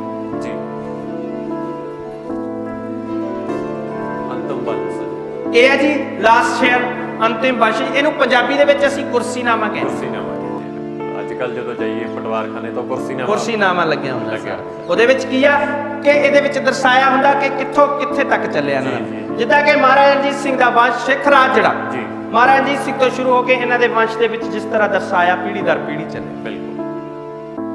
ਇਹ ਮਹਾਰਾਣੀ ਜਿੰਦ ਕੌਰ ਇਹਨਾਂ ਦੀ ਆਖਰੀ ਧਰਮ ਪਤਨੀ ਜੀ। ਮੈਂ ਚਾਹੂੰਗਾ ਬਾਈ ਜੀ ਥੋੜਾ ਜਿਹਾ ਇਹ ਵੀ ਵਿਆਖਿਆ ਕਰ। ਜਿੱਦਾਂ ਕਿ ਇਹਦੇ ਚ ਦਿਖਾਇਆ ਗਿਆ ਕਿ ਮਹਾਰਾਜਾ ਰਣਜੀਤ ਸਿੰਘ ਦੀਆਂ ਰਾਣੀਆਂ ਨੇ, ਠੀਕ ਹੈ ਜੀ। ਰਾਣੀ ਮਹਿਤਾਬ ਕੌਰ ਦੇ ਅੱਗੇ 2 ਬੇਟੇ ਜੀ, ਮਹਾਰਾਜਾ ਸ਼ੇਰ ਸਿੰਘ, ਰਾਜਕੁਮਾਰ ਤਾਰਾ ਜੀ। ਸ਼ੇਰ ਸਿੰਘ ਦਾ ਅੱਗੇ ਬੇਟਾ ਰਾਜਕੁਮਾਰ ਪ੍ਰਤਾਪ ਸਿੰਘ, ਰਾਣੀ ਰਤਨ ਕੌਰ ਇਹਨਾਂ ਦਾ ਬੇਟਾ ਮੁਲਤਾਨਾ ਸਿੰਘ, ਰਾਣੀ ਦਇਆ ਕੌਰ ਇਹਨਾਂ ਦਾ ਬੇਟਾ ਕਸ਼ਮੀਰਾ ਸਿੰਘ ਪਿਸ਼ਾਵਰ ਸਿੰਘ। ਇਸ ਤਰ੍ਹਾਂ ਗੱਦੀ ਇਹਨਾਂ ਦੇ ਵੰਸ਼ ਦੇ ਵਿੱਚ ਅੱਗੇ ਅੱਗੇ ਚੱਲੀ ਜੀ।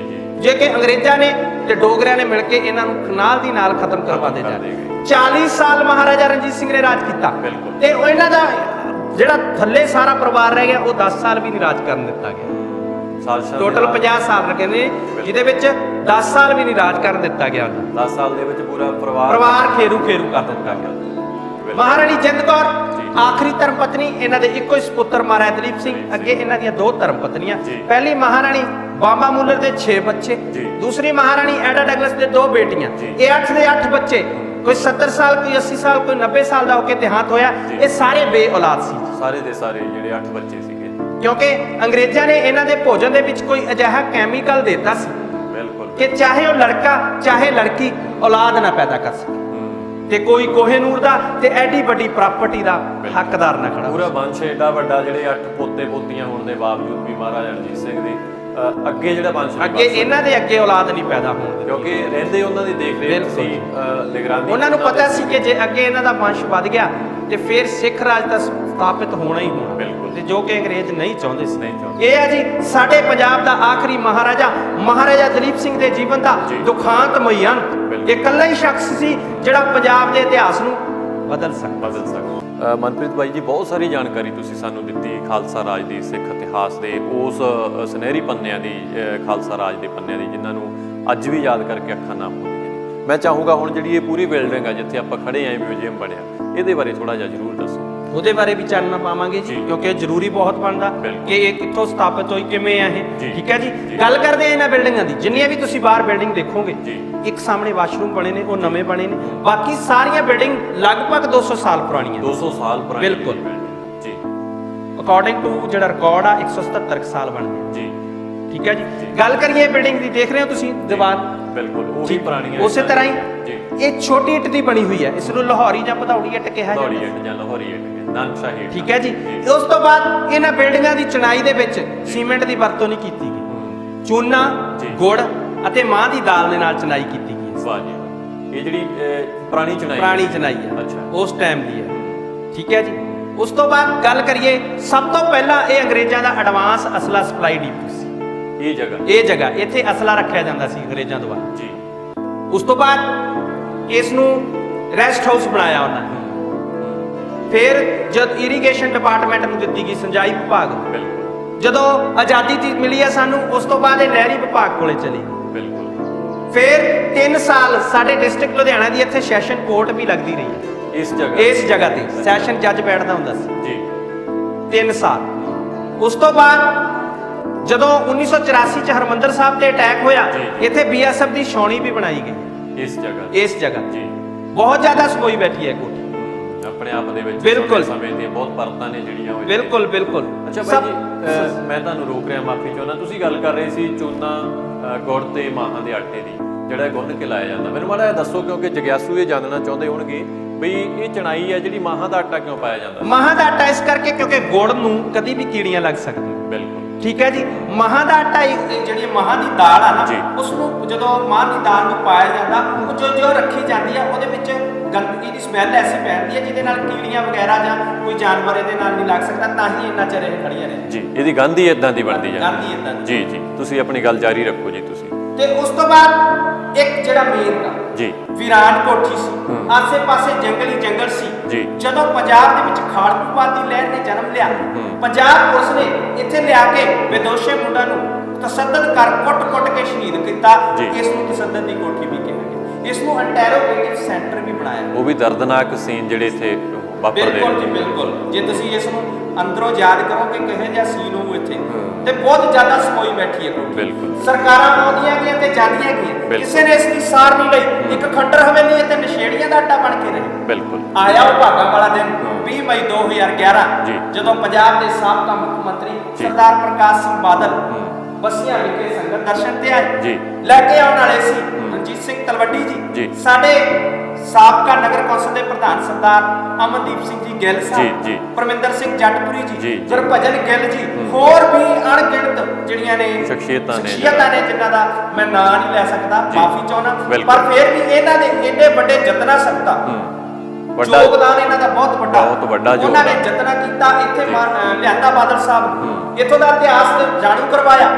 ਉਹਨਾਂ ਨੇ ਨਿਸ਼ਚੈ ਕੀਤਾ ਕਿ ਇਸ ਕੋਠੀ ਨੂੰ ਰੈਨੋਵੇਟ ਕਰਵਾਇਆ ਜਾਵੇ। ਇਸ ਕੋਠੀ ਦੀ ਰੈਨੋਵੇਟ ਕਰਵਾਉਣ ਦਾ ਕੰਟਰੈਕਟ ਜਿਹੜਾ ਇੰਟੈਕਸ ਸੰਸਥਾ ਨੂੰ ਦਿੱਤਾ ਗਿਆ, ਗਵਰਨਮੈਂਟ ਦੀ ਸੰਸਥਾ Indian national trust for art and culture heritage, ਜਿਨ੍ਹਾਂ ਨੇ ਇੱਕ ਵਿਰਾਸਤੀ ਰੂਪ ਪ੍ਰਦਾਨ ਕਰਕੇ ਅੱਜ ਸਾਡੀ ਝੋਲੀ ਦੇ ਵਿੱਚ ਪਾਇਆ। 2011 ਤੋਂ 2015 ਦਾ ਸਮਾਂ ਜਿਹੜਾ ਕੰਪਨੀ ਜਿਹੜਾ ਰੈਨੋਵੇਟ ਦਾ ਕਾਲ ਚੱਲਦਾ ਸੀ, ਰੈਨੋਵੇਸ਼ਨ ਹੋਈ 2011 ਤੋਂ 2015 ਦੇ, ਤੇ ਇਹਨਾਂ ਨੇ ਰੈਨੋਵੇਟ ਕਰਕੇ ਅੱਜ ਇਸ ਵਿਰਾਸਤੀ ਰੂਪ ਪ੍ਰਦਾਨ ਕਰਕੇ ਸਾਡੀ ਝੋਲੀ ਦੇ ਵਿੱਚ ਪਾਇਆ।